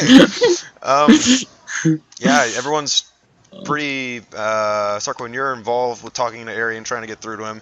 I'm talking to Eliza. Yeah, you're talking to Eliza. Pretty involved in the conversations. I'm also trying to get Sartorius' help to maybe have a gentler hand explain something. Okay. She chimes in every once in a while, following your lead, things like that. Speaking of Satoria and Eliza,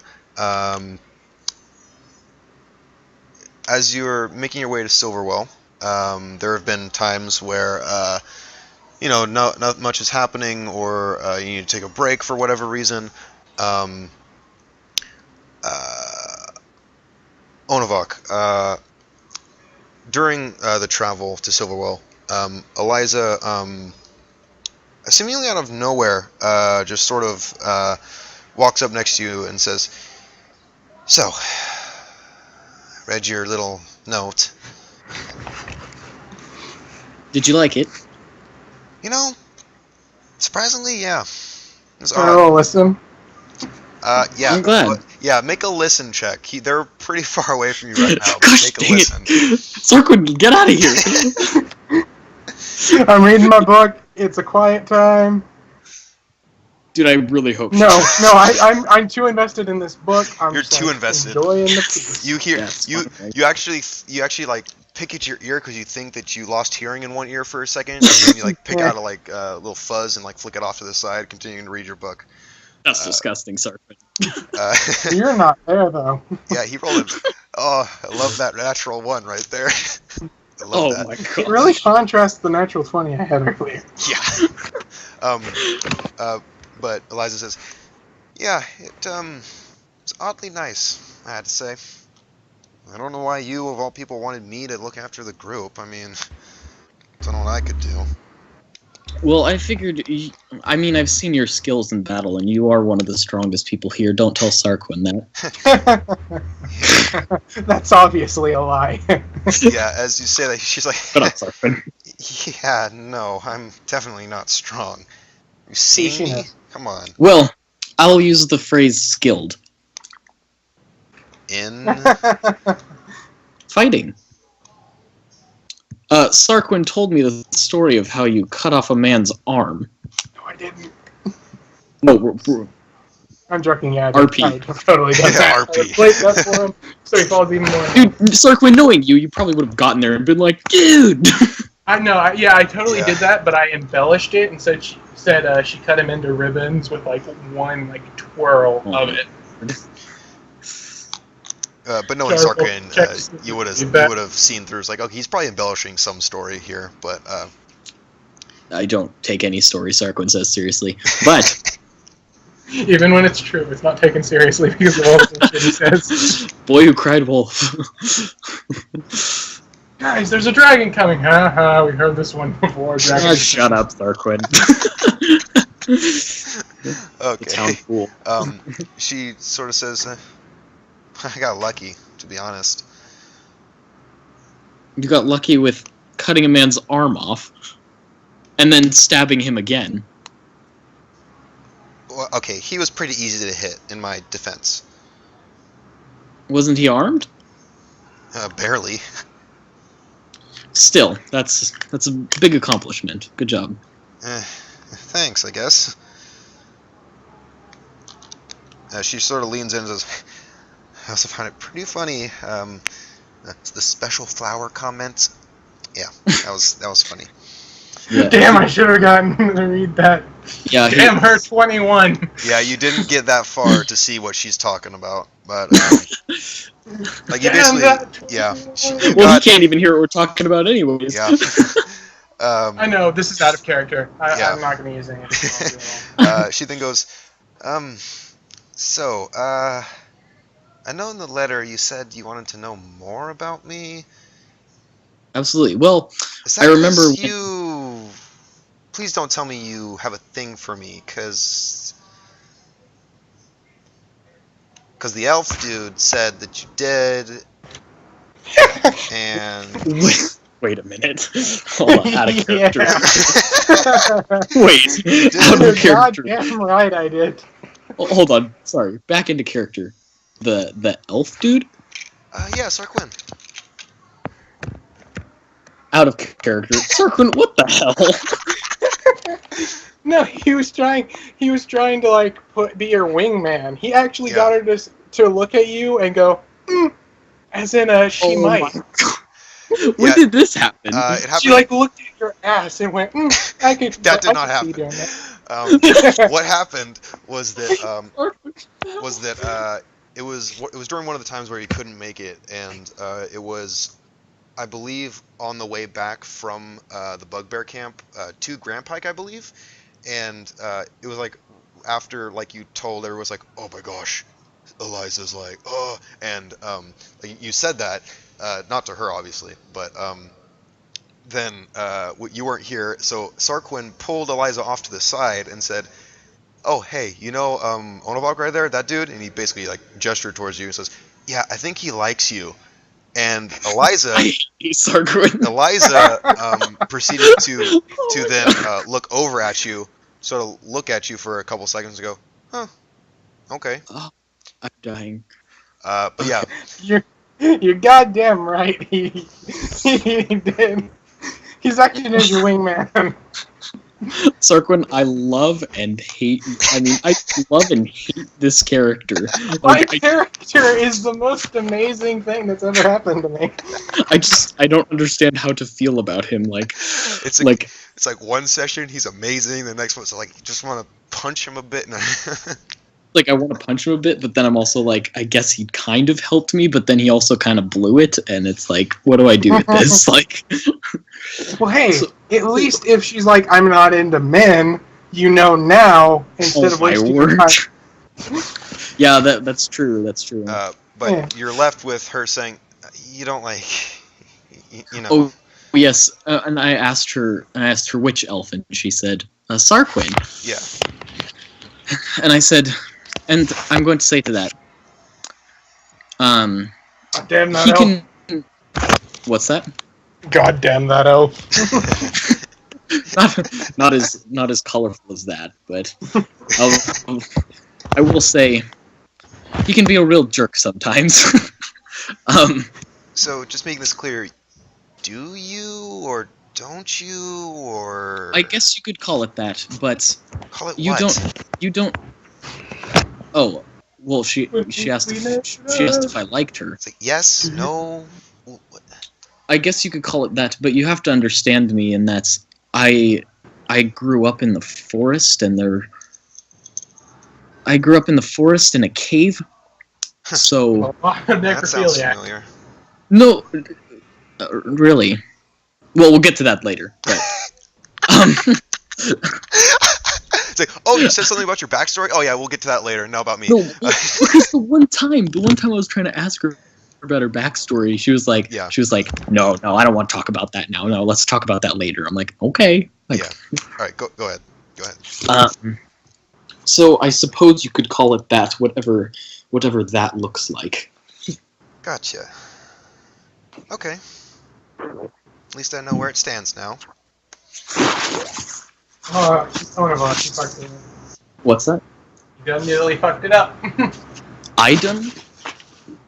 Yeah. I Checked you if you liked her, and you basically like, yeah, maybe, I don't know, probably No, not. I said. Okay, that's not what I said, and I hope it didn't come off like that. It could have easily come off like that, Sarquin. I mean, Gosh dang it! Freaking no. I'm trying to get inside of Onavok's mind, right? So you're about to say, no, I'm trying to get inside of her. No, shut up. Oh my gosh. He's lived in the woods his entire life, so liking someone was never even in his definition. And he's like, how old is he? I don't even remember.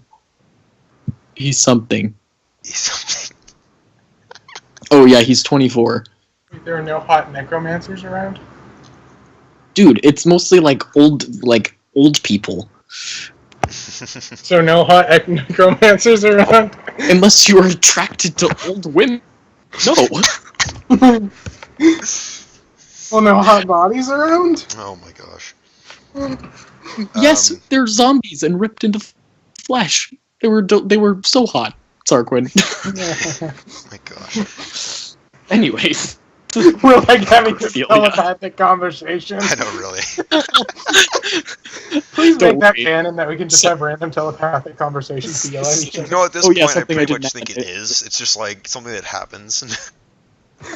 Okay, so like Onavok looked at the sky for 5 seconds and then just shook his head and was like, Sarquin just hears in his head, gosh dang it, Sarquin.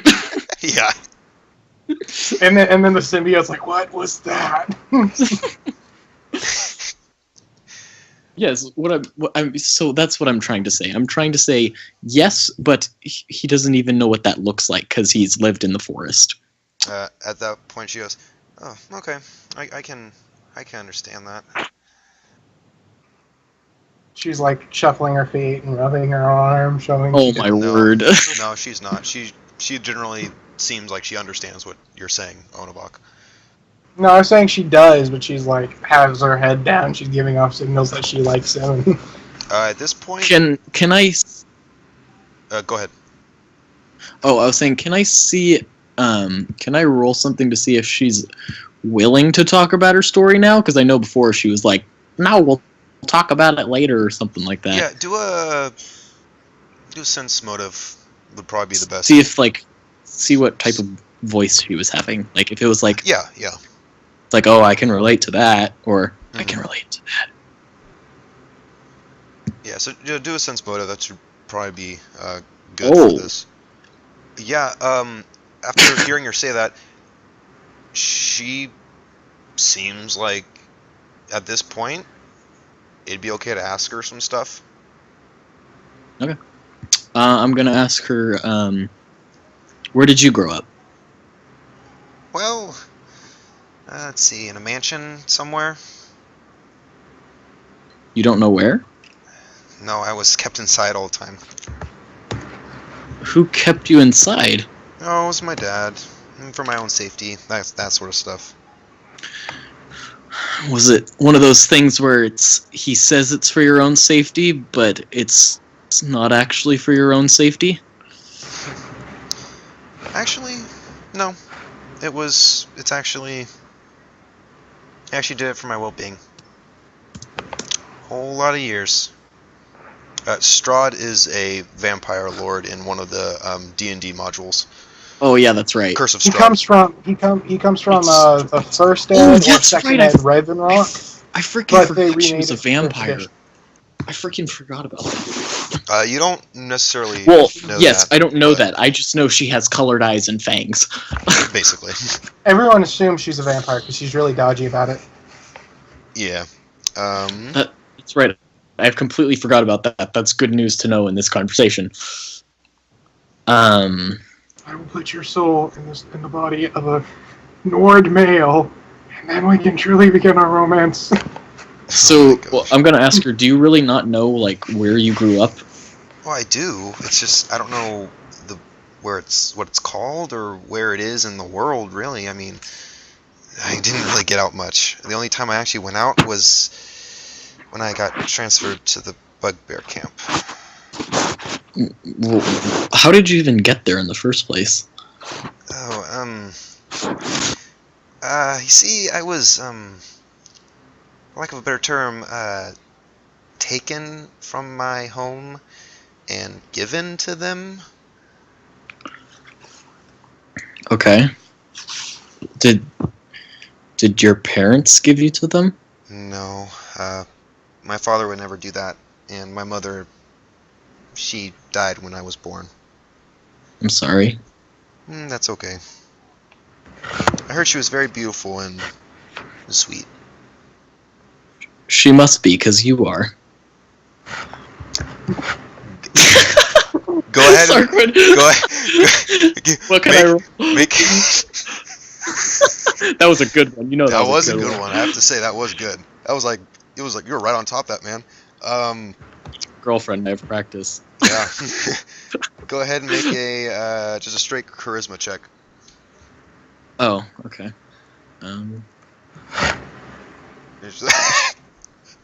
Translation. What are you saying? I want you. Wait. Ah, that's not great. It's not great. It just came off as a compliment. Nothing more than that. Good. She's just like. At least it's not a 1, you know. Yeah, if it was any. It's not a 1. It would have been so. Yeah, that would have been bad. She would have been creeped out. It just brings up bad memories about like where she was and her mother. She starts crying. I have to say, if you would have rolled like a 1 or a 2 or something, it would have been like you would have physically saw her face like be creeped out by you. But this is just a simple compliment, and she just well, of course she was, because you are. That's where that's what it would have come across as if it rode lower. I'm dying. Okay. But she goes, oh, thanks. Of course, out of character. I don't even remember what we were talking about because of that last session. Oh yeah, taken away from home. Yeah. Gotcha. I had to get my thoughts back. Yeah, taken away from home. Okay. Yes. So, can I ask you something personal? It's asking a lot, but ask and I'll see if I feel like answering. Well, how about this? I'll trade you one personal question for another personal question. You can ask me one. Seems fair, I guess. I'm just... how do I phrase this well? I don't know, you haven't said it yet. Good question. Well, I'm trying to figure out a nice way to ask her if she's a vampire. Gotcha. Do what Sarquin did and ask, hey, are you a vampire? I'm not Sarquin, okay? I'm... Sarquin who throws all caution into the wind and talks to like, Volk has tact, okay? Sarquin's just like, yeah, what up? What's up, bitches? Essentially. I am good at heart. I must be gentle.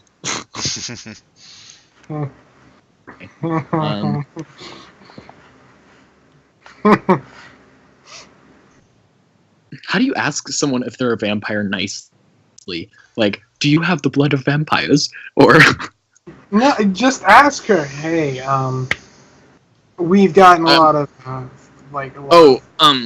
yes, stuff. I'll ask her.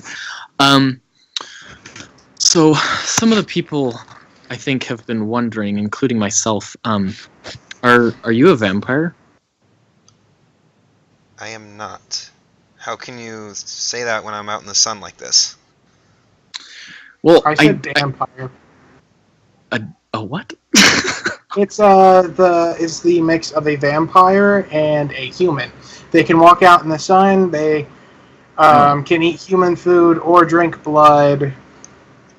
Interesting. Yeah. Well, I'm gonna It doesn't respond to her. happen very often, though. Oh, okay. I'm gonna respond to her. Well, I don't know much about vampires, and I actually Obviously. yes. But I did notice, and some others noticed your teeth Ah. as well as your Okay. eyes.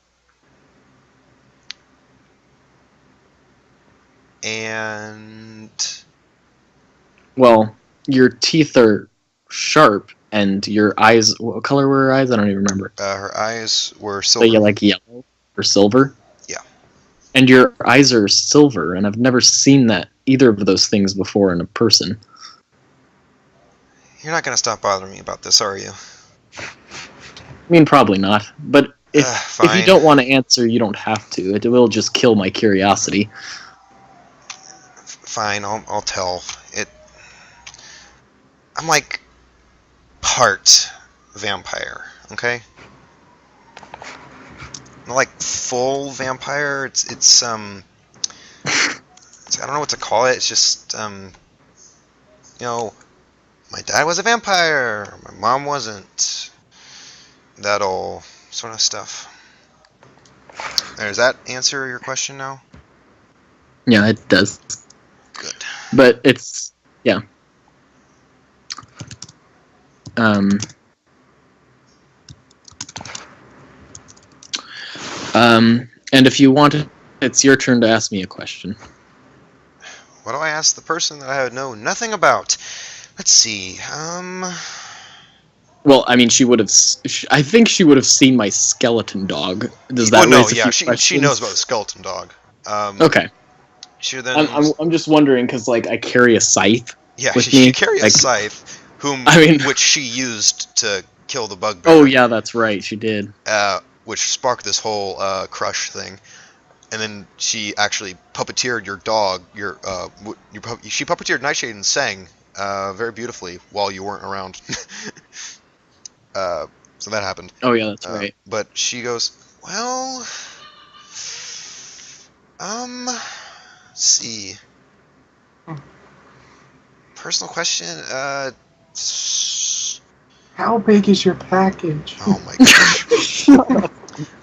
She sort of thinks for a second, not really sure what to say, because she pretty much has guessed you're some sort of magic user evolving around necromancy, so she sort of doesn't really ask about that. She goes, this is the best I got. Have any siblings or anything? Well, I wouldn't know. I at least know that I was the firstborn, but I can't remember any baby brother or sister. I was, yeah. I mean, the last time I was with my family is when I was 6. So. Oh, gotcha. That's odd, actually. Why is that? Oh, hold on one second while I look at my notes. Yes. Where was it?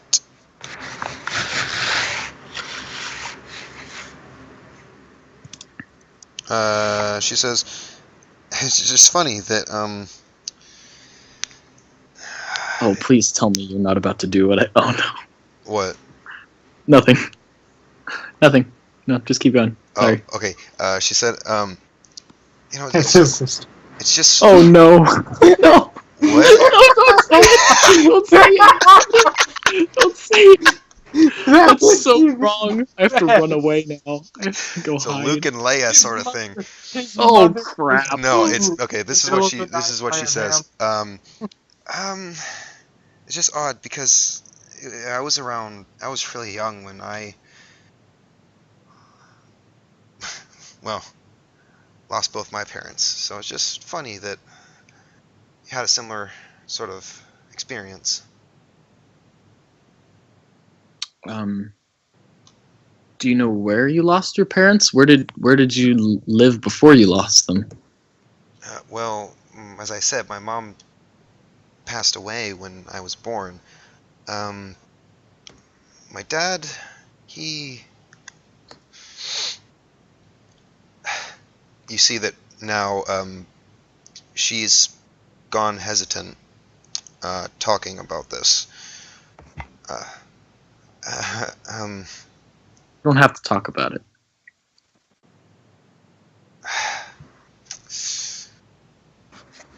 You know what? Why not, right?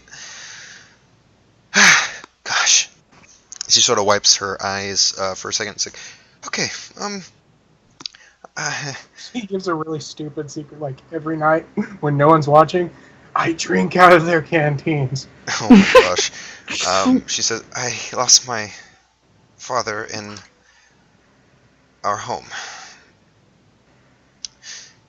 That was hard to watch. I'm sorry. No.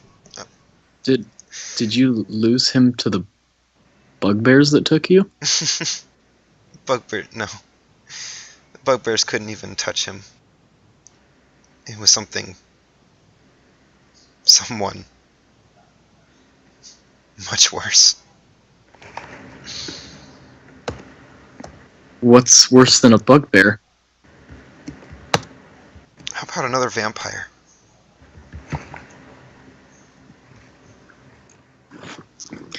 How about another vampire that strikes fear into other vampire lords? How's that? You hear in your head Sarquin's voice. Sounds killable. Let's do it.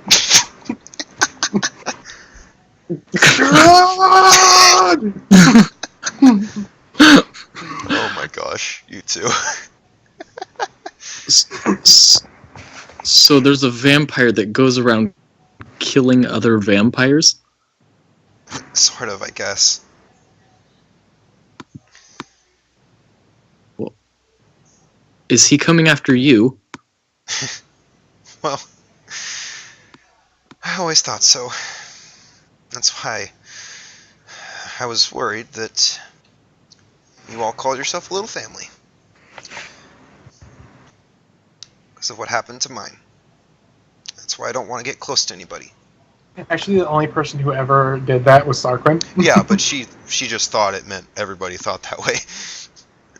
Because, Sarquin being Sarquin sort of just pushed his way in a little bit. Well, love him or hate him, Sarquin. Oh yeah. I'm really sorry for what happened to your father. I know that I miss both my parents dearly, and I've even had to physically defeat those demons in my mind. What? Oh, What do you mean? well, I ran away from people who took me, a family of necromancers, another family, that word again, and they've been chasing me ever since I ran away, and I ran away and joined this group, but I can tell you for sure that these people are my family now, and they've protected me more than once. That's good. It's good you found another family. Mm-hmm. But if, we will protect you in this group, and you don't have to call it a family if you don't want to. And you don't have to open up any more than you want to. But I promise you that we are all good people in this group, and we will all protect each other with our lives. And if we ever come across or hear anything about this vampire, or if you know anything, I can definitely assure you we would all be doing the king a service by going after him. Well, I only know the few things about this vampire, what he's called, and that's about it. I don't really know anything else. What is he called? Well, all the time that I've heard my father talk, even right before he fell, my father said that the monster was coming. And then, literally, not more than a minute after he said that, the vampire came in and tore my whole entire world apart. Literally.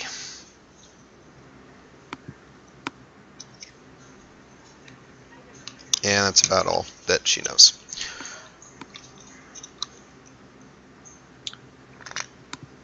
Deep crap.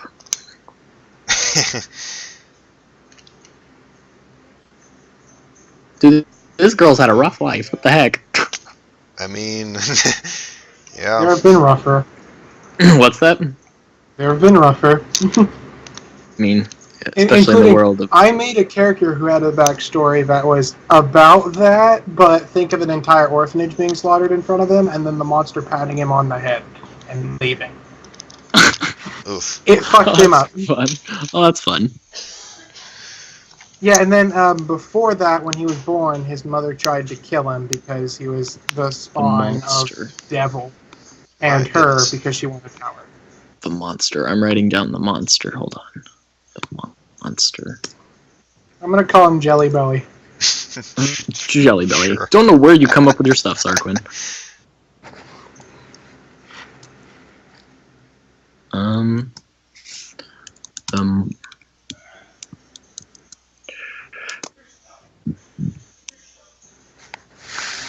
Okay. Alright, what are we doing again? I don't even remember what we're doing.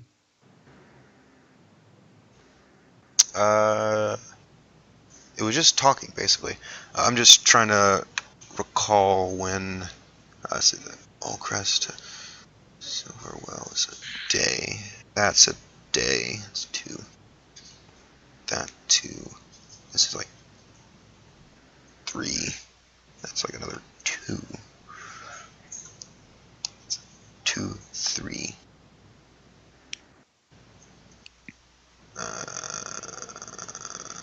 That's I'll be right back, boys. I'm gonna use the restroom. right. Me too, I'll do that too. Okay, it's just me trying to figure something out here.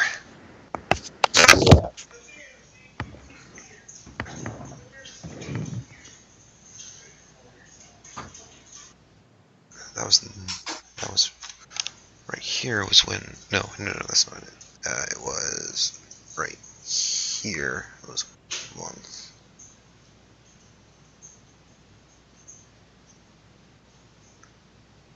Month from then. Maybe 3 days there. And a day, 2 days out, 3, 4, 5. It's a week. It's another 3 days. 4, 5, 6, 7, 8, 9, 10, 11, 12.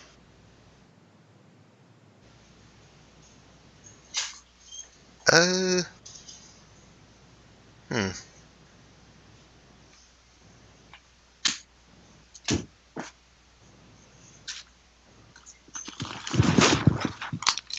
I'm back. Okay. I'm just trying to remember how long it's been since Sarquin got added to the group in game. I know it's been a while, but well, I don't remember how met him in long. Old Crest, right? Yeah, that was like... That wasn't that far in, was it? No, it wasn't. It was like...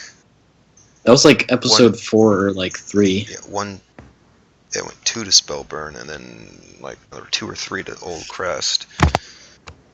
Then a 4. That was. Should have titled one of the videos just 1. Sarquin joins. Yeah. Okay.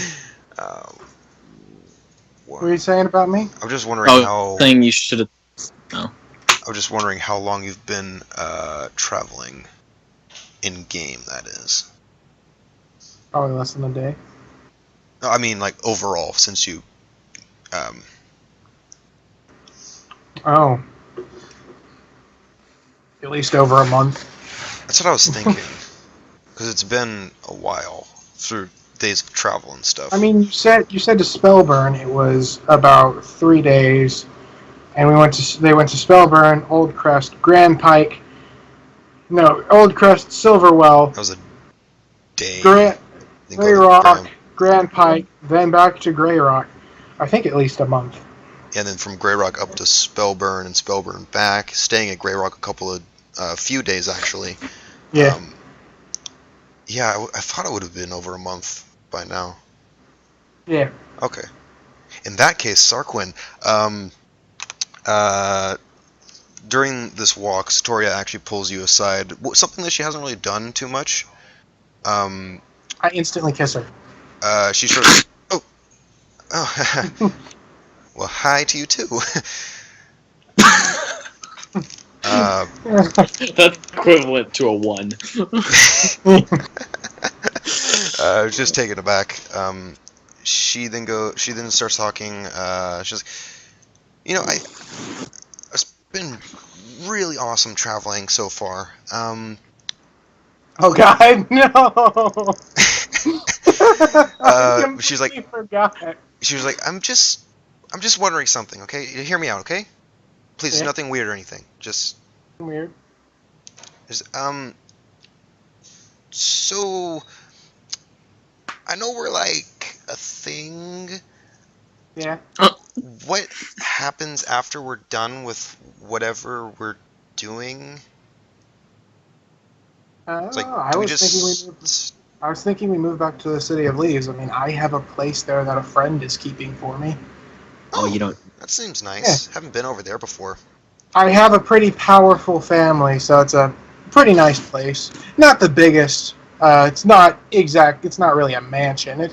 It's a big house. I like the sound of that. Yeah. And I go, and don't worry. Once we get all this stuff taken care of and we have some downtime, we'll get married. Pat her shoulder. She's like, oh, was not expecting that. Thank you. I go, sorry, I forgot to buy a ring. You can give me that later. Okay. I kiss her again. Okay, this time it's not as surprising as she just, oh, all right. Great. No, it's a long French kiss, just like All right. pulling her into a full makeout session for like 10 seconds, and then finally letting her go for breath. Gotcha. She goes, so, we don't really talk all that much, and I just wanted to talk for a little bit. Anything you want to ask about me? I mean, I know a lot about you already just from you being you, and talking about you all the time. But I know you. Okay, you make me sound self-absorbed, but I don't talk about sorry. myself. I didn't mean it that way. I mean, it's That was not what I meant. I mean, we've been traveling for like 4-ish weeks now. It definitely came out. I am the kind of guy who isn't afraid to talk about my past, except for touchy subjects, of course. Oh, of course, yeah. Yeah. So, what about your family? Do you have friends who you'd like to visit? Is there anyone you have a grudge against that I should kill to win your favor, my lady?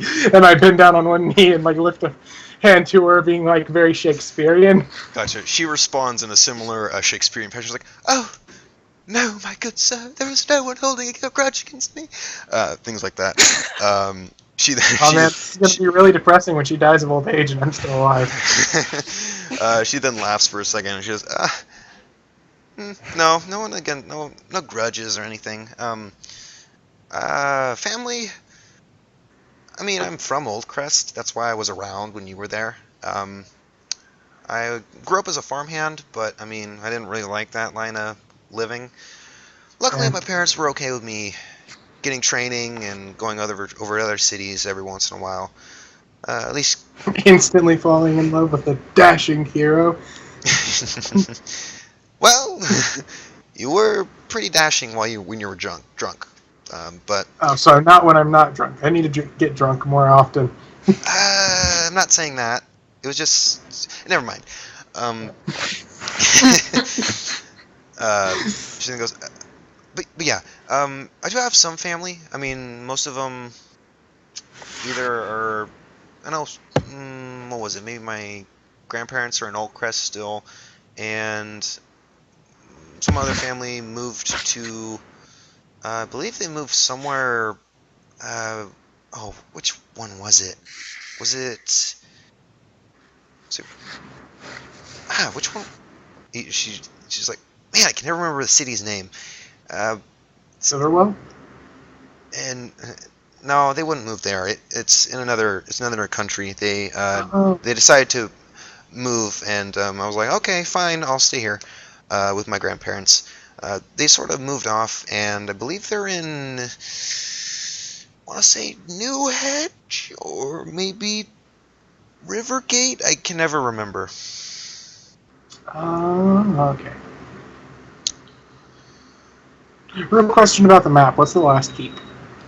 That one, basically, it's the keep that is for emergencies only when doing like when dire circumstances happen and the royal family and all that stuff needs to be moved out of the Yeah, castle. I was hoping it was somewhere we could take over. No, that area is completely Heavily fortified, heavily guarded. yes. Well, if we had an army, you know. Oh my gosh. Hey, we're building one right now. We have these sisters. We've got like a platoon at this point. Yeah, That's true. That is true, actually. But yeah, she then talks a little bit more about herself. That's pretty much all that she talks about with her family. I'm gonna ask. Okay, so a personal question about you. Okay.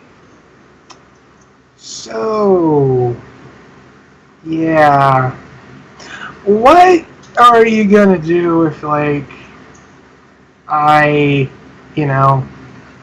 accidentally, and I'm not saying that I will, if I say accidentally, I don't know, knocked you up on the trip? I honestly have no clue what I would do. I go, well, I mean, I could probably, since my sister's coming to Castle Greyrock, I could probably, if that happened at that point, I'm not saying it will, I completely doubt it will, I really hope it didn't because I like adventuring with you. You are the light of my life. And I go, but if that did, and say I knocked you up from that first drunken sex session that I, maybe did it inside, I can't really remember. Anyway, if that had happened, then perhaps, go back with my sister and you live in my house in the City of Leaves. I mean, that doesn't sound too bad if that ever happened. Yeah, I hope it doesn't. I like adventuring with you. Yeah, I like adventuring too. I like seeing sights. I like sleeping with you too. Oh my god. She raises her eyebrows at you for a little bit, and she's like, so it gives you. No, I go no. Oh no! I meant literally sleeping by you. The sex is good too. I meant sleeping by you. She just chuckles to herself under her breath. That's Sarquin being Sarquin. Basically. Yeah. Wait. Does he is she pregnant? Out of character. We rolled for it. She is pregnant. She should be getting morning sickness within. But does Sarquin know? Sarquin doesn't know. No, he doesn't. He's just remembering how many times they've done it, and how many accidents there may have been. Oh my gosh, that's great. Yeah. But yeah. I was truly expecting you to go. I've started throwing up and feeling ill. I think I'm getting morning sickness. And he was gonna go heart attack mode immediately. Just be like, it's not mine. He would drop to 1 hit point and just fall over. Just make a Constitution saving throw. Yeah. Make a fortitude save right now. You mean when you slap me on the back, Sarquin, like that? Yes. Wait, when was that? I forget. When I ate too much food because it was my first time eating all the food in Castle Greyrock, and you were like, "What's up?" Up, buddy. And I smacked you on the back, and you had to make a Constitution save and not throw up. Didn't you like barely make that save, and you like I'm threw pretty up a sure, bit yeah. in your mouth? It was he did make the save, but it was on the verge of being Yeah. bad. I was like, it was like a baby barf, you know? Yeah. All right. So, just so I know, where are you headed now? Just somewhere south-ish? Where are we going? Are we going to Silverwell or are we going to... Oh yeah, that's right. Were you going to go to Silverwell? Yeah. Pretty sure, yeah. I mean, it's up to the rest of the group. Yeah, we all said yeah, so... Okay. Well, no. Barrick said no. You said yeah. But Barrick doesn't get a vote. I'm saying yeah. I'm Arian saying yeah. said no. What did Eliza say? So we have 2 and 2. Eliza's just like, I don't know about the Silverwell. I mean, we can go there, I guess? Yeah, I agree. Eben, Marvin. Marvin is like, "Ugh." He's sort of giving the impression that he's iffy. He could go either way. Eben is pretty much saying, yeah, let's just go do it, see what he has to say. Okay. So overall, there's a So- consensus of more people wanting to go than not really wanting to go, from what you're really gathering.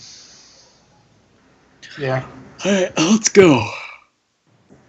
All right, and you tread off Ugh. onto Silverwell. Takes a day to get over there. Nice steady pace. So you walk into Silverwell, greeted with same sights and sounds, and you're gonna make your way over to where? He didn't tell us where to meet him, so I'm just gonna go Let's go to up the and I'm gonna Mayor's, point I to. guess.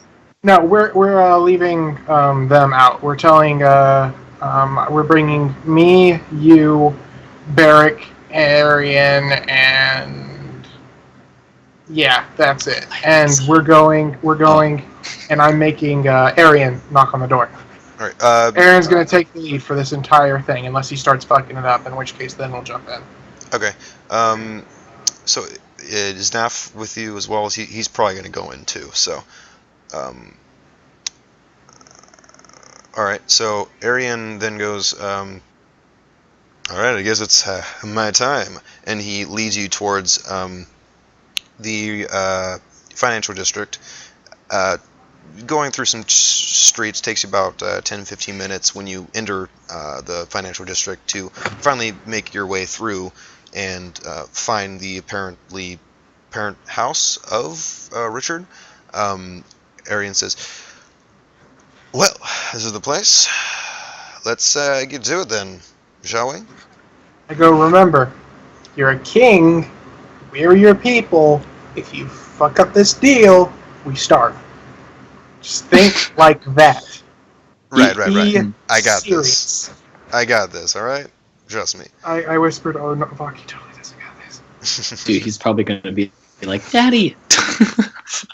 He's gonna get wide-eyed, Daddy, run up to him, hug him, and We're gonna be like, Richard is just frick. gonna like have him killed for like touching him. Oh my gosh. Okay, so... Execute this filth.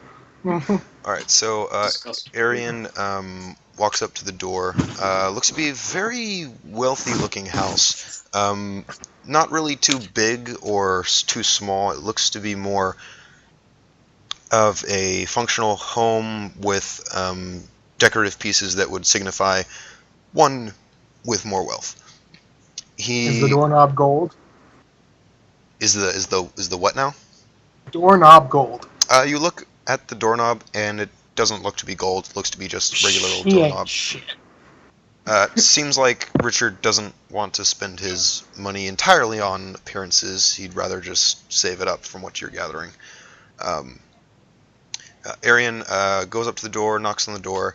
After a while, the door opens. You see a man in a very nice, very nice cloak, more like a ceremonial, almost like wealthy robe, a fancy robe, rather than any sort of spellcasting or anything. The man then bows towards everybody and says, "Well, do you have business with I the show head the of this letter. household?" No, I give the letter to Arian. I'm Alright. not going to show it. He's going to show it. Arian holds it up very nonchalantly. He's like, "Right here." Hands it off. He opens up the letter and says, "Ah, I shall notify the lord of this house, and I shall be back within the minute." Closes the door, leaves, comes back about a minute later, says, "All right, so please enter. Mind your steps. We try to keep this place immaculate and spotless. Try not to trek anything in anywhere besides the main hallway. The room you're looking for is down the hallway and to the left. There will be butlers down the way escorting you to where you need to go. Pay no I really mind." wish we had a rogue that we could have left outside, and that while they were distracted with us being in there, they could sneak into Richard Rose's office and we get him away, and then they raid it for any evidence that he's he's doing bad things. I wish that so much.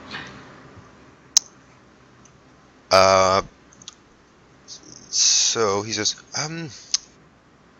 that's the door that's the one you're looking for, and oh, don't pay any mind to the armored guards here. They have been stationed here, per request by the lord of this house. So don't try anything funny while you're in here." And he steps aside, and you see before you. And I start trying to juggle a bunch of bottles. Oh my gosh. All right, you see what opens up to a wooden floored household with long hallway going down the middle, staircases leading up on each side of the house towards an upstairs rooms. You see butlers all around, moving around. You see a couple guards near the tops of the stairs and in a couple of corners. As you walk down the hallway, some various butlers then proceed to usher you towards the room that you desire to go to. You turn left after that long hallway. Turn that left. You go down, and on the end of the hallway, the very last door, it looks to be a different-looking door than the rest of them, and it seems like there is a butler outside waiting. As you walk up, the butler says, "He is waiting for you," and you don't know that. Sorry, Quinn, you don't know. I know. That was a question to be posed, and we will find out when we talk. Gotcha. So the butler opens the door, and you walk in this room. It seems to be some sort of either a study or a ledger room of some sort, or something like that. There are bookcases on the back wall. There are chests on the ground, and sitting there in the desk, waiting for you, is Richard Rosso. As you walk in, he stands up, and he says, "Seems that you have acquired my letter. So, are we going to do business?" And at this point, Arian says, "Yes, we are, Father. As your note said, we are very interested in this job. But we want to hear a little bit more detail about it before we embark on this journey." Then Richard says, "Oh, of course, very well. For this particular job, it's a one-time contract, and when this contract is up, it is our bond between, say, employer-employee is vanished, and we can go on our separate ways. Or if you wish, you can continue to be an employee of mine, and say, get more money from other jobs that I might have. Luckily, this job that I sent you specifically for has not gone away, so you do still have an opportunity to sign on to it. This particular job has the possibility of being quite dangerous, which is why I shall compensate you heavily for this endeavor. This revolves around the wilds and near the borders between the wilds and the plains. More specifically, the plains nearest south to us, the halfling side of the plains. One of my, say, contacts and other business partners around here in Silverwell and around in those areas believe that they are in, say, trouble, and they wish to have something checked out. That is all I got in regards to information, but it being near the border in the wilds, it cannot be good. So, up front, for you taking on this endeavor, I shall pay you, and he reaches up behind, pulls out a couple of pieces of paper, flips through them. I shall pay you, let's see, 2,000 gold up front for you merely leaving the vicinity of Grey Rock. And then, let's see, you shall go to a specific area from what I sense would be where my business partners want you to check out. I have rough estimations, but it could be in a different area. This particular area could be infested with, say, hostile denizens, which you might have to take care of. And if you do, you shall bring back proof if you did get into any sort of fight on the way past Grand Pike. You shall be compensated for each part of each creature that you bring back. Say if you fell goblins for some reason, you bring back their heads, they would fetch you about 200 gold each. Things like that. Heads, arms, legs, things like that, they each fetch you different prices. But that is the meager change. The main source of money and income would be the information side, which obviously I would have to verify with another person of my trusting, just to double check that everything you said was true. And let's see, more information would be if they are hostile or if they are not hostile. That in of itself is worth 500 gold pieces. If you go into this area and learn of their society, then that would garner an additional 1,000 gold pieces. If you garner any information about their allegiances, what they possibly are trying to do, that would garner even more, depending on the amount of information. The information you bring me has various, say, worth, and that will be determined when you come back with information, and if they are true indeed. If you do take on this endeavor, then I will pay you 2,000 gold when you leave away from Grand Pike and you come back to Silverwell, when you essentially finish your mission. This way I at least know you went outside the range of where I can make sure you're not lying or cheating your way to that money. But as those I don't like to do this, this is a trust system for this first 2,000 gold. All the rest are with proof and double checking. How does that sound to all of you? And he's looking towards everyone. I'm gonna pipe up and say, so you want proof, so by the head. Or the arm, or anything like that. If you do come across any hostilities, then I would obviously compensate you for it, since you were putting your life on the line. I say, I look at the group and I go, well, okay, and then I'm gonna think on it a bit, and I'm gonna look back at them, and I go, So the more powerful the thing we kill and the part we bring back, the more we get, right? Essentially, yes. So if by chance I'm just gauging how much this is worth to you of an extremely powerful creature. Let's say we fell, I don't know, a dragon. He's not saying he's going to go kill the dragon, by the way, to you guys. No, It's yeah, just the only thing on his mind. And we brought, say, a good chunk of hide and a clawback. What would you give us for that? A good chunk of hide with scales intact or without scales? It would be definitely scales intact. And Scales we take intact, scales. and you said one claw? Yeah.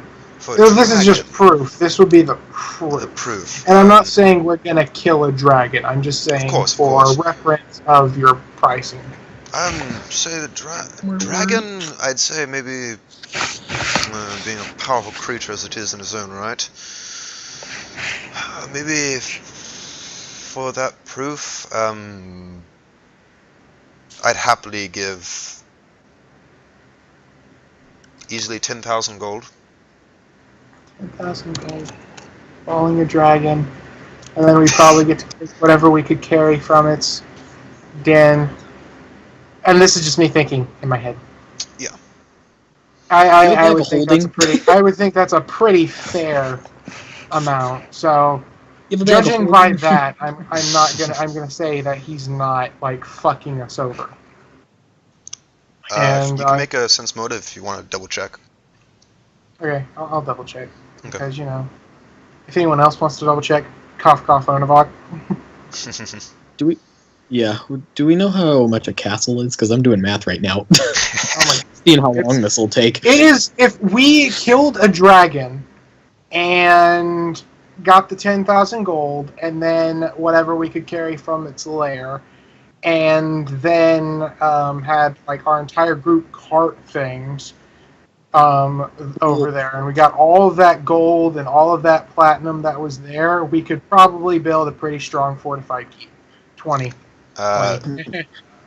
Is that the wrong? Okay, you rolled an 18 with the. Okay, never mind. That's the wrong S word. That's search, not sense motive. Well, okay, But I'll tell you my either way. sense motive bonus, and Wait, no, I got sense motive. I was talking to Sarquin. no, it's mine. Okay. It's a 19. I get a 1 with sense Okay, motive. both of you.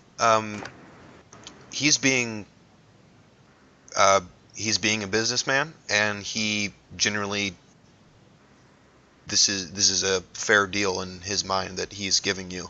He doesn't seem to be pulling any fast ones on you at the moment or anything like that in regards to payments or anything like that. I'm gonna nod, and then I'm gonna add in. Okay, so if we find anything, say items of value, say I'm just throwing this out there. Say we found an enchanted sword, we would be able to keep said enchanted sword if we found it and not have to give it to you, correct? What I am interested in is information, mainly, and proof of you battling if you did battle. If you find any loot or anything, that's up to you if you want to keep it or not. I was just wondering if there was if there are items specifically that you would also want brought to you. Not for this contract. This contract is merely information gathering. Perfect. Thank you for the opportunity. What did he say this information was being gathered for? He said about their way of life. He said for various people, like his business partners or his contacts that are a bit worrisome about what might be out there. Can I do a sense motive to see if these contacts are like normal traders or if they're like something devious? Okay. Sense motive. 20. Yeah. Natural 19 on that. Nice. So yeah, you take a minute, and it's just it seems to be that what he's talking about, it's genuinely people who have who are business partners with him or have invested in some way or are generally just worried about what is happening. Oh, so he's pointing us towards where those two camps are, right? You don't know No. yet. He hasn't said anything yet. I'm going to ask. Yeah. Well, what are you going to say? I was gonna ask if you could mark it on our map. No, well, I know that's funny, but I was going to ask in what general area would you want us to be investigating? Well, from what I can gather, I believe that it would be somewhere around. He pulls out some more papers and is like, "That seems like that city. That seems like." So from the various things I've been hearing, people have been hearing things around Orr's Rest in the western side of the plains, and also Maryville in the eastern side of the plains. So Oh, God. that's somewhere around there. I've heard more from Maryville, so probably around Maryville would be the best place to start looking. So nothing on New Hedge you want us to check out, correct? He looks to it like, not really, no. Okay. Would you pay for any information that I gave you right now? About a place you've never been to. It's not about New Hedge. It's about around there. Around Maryville? No, around New Hedge. That might be like if you have any contacts that are going through there, like up to Grand Pike, they might want to know. Okay.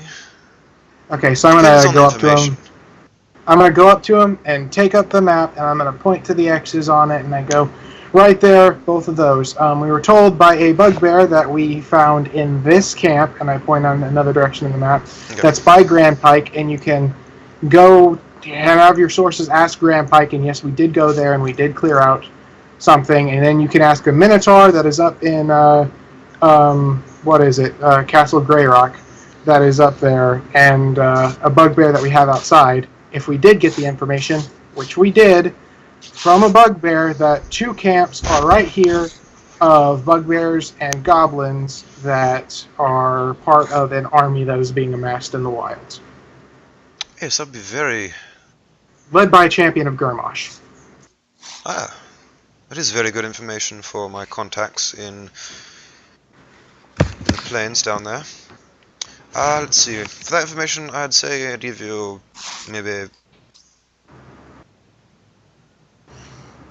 150 gold. I think for a moment. Well, you can't say no. Yeah. Well, I'm not saying no. I'm gonna say You're gonna give it to him. 175. Oh my gosh. He leans in a bit and says, 160, and that's all I can go to. 165. We have a deal. Make a Oh my gosh. diplomacy. Okay. Why The not barter. barter with the businessman? I mean, come on. We're trying to take it for everything we have here. He has here. Dude, you want to split that with us? Diplomacy? Right? Diplomacy? Yeah. And how do I counter that? 19! How do I counter this? A normal charisma check? I was about to say, wouldn't it be normal charisma? It would be that or intelligence if he really didn't have the money. But he has the money. We've established that. He can Yeah. pay 10,000 for a dragon. Yeah, he has the money. So he did a... He goes, 160 is the best I can do. I go, okay, 160 it is. Alright, and he pays you 160 gold. I disperse it between... well, I don't disperse it yet. We have a lot of people Okay. who help get that information, and I'd like to disperse it across the people who helped get that information. Of course, I'm going to help disperse it. Basically, I'm going to give it to anyone who fought in the battle. Okay. Alright, and with that, Richard then goes, so,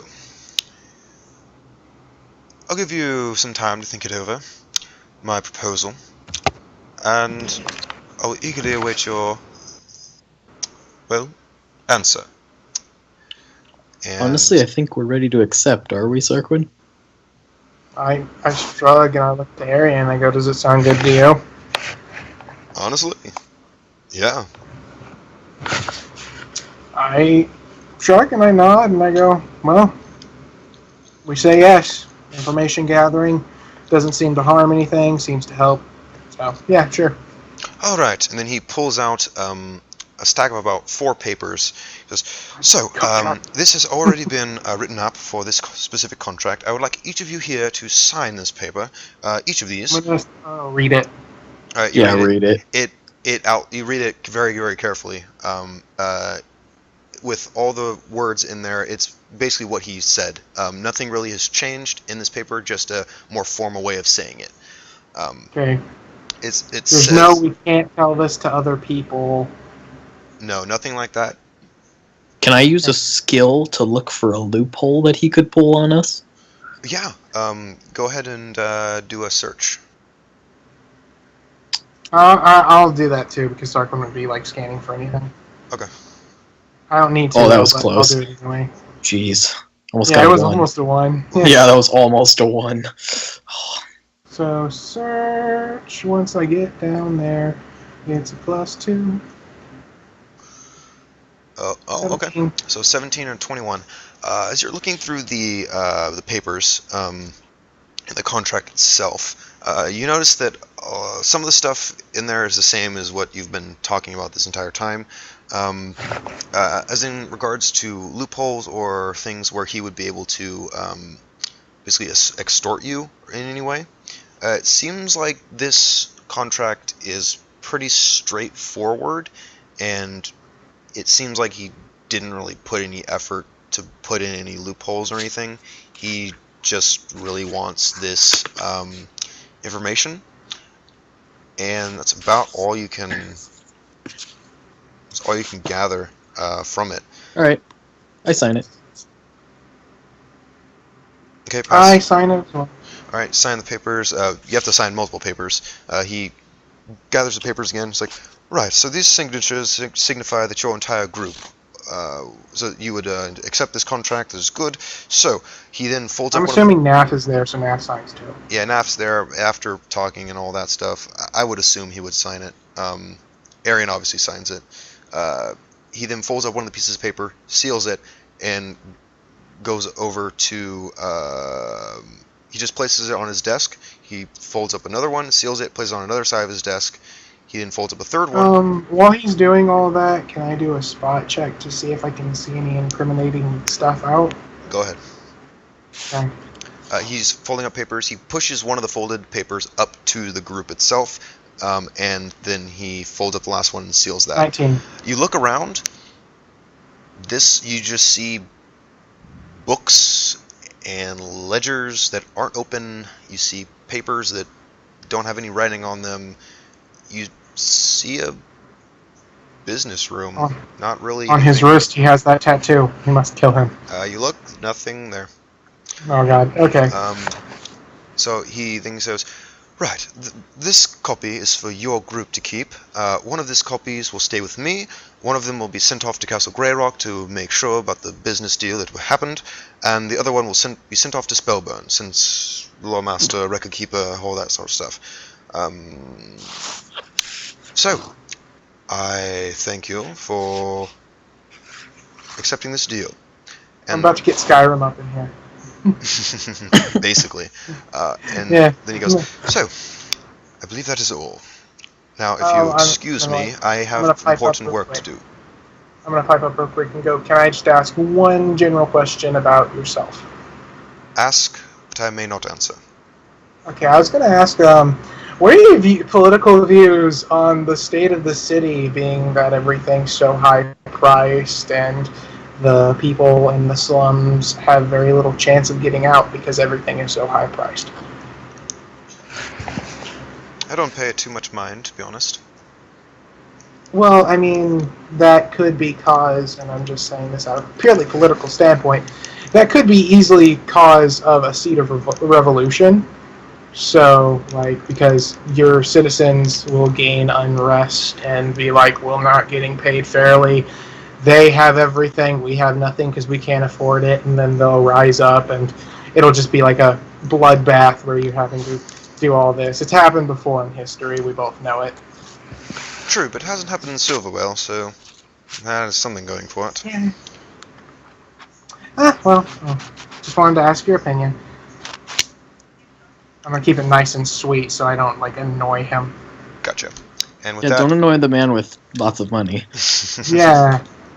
he then Well, no, goes, it's not that. It's the reason I'm not annoying him is because I want him to pay us lots of money.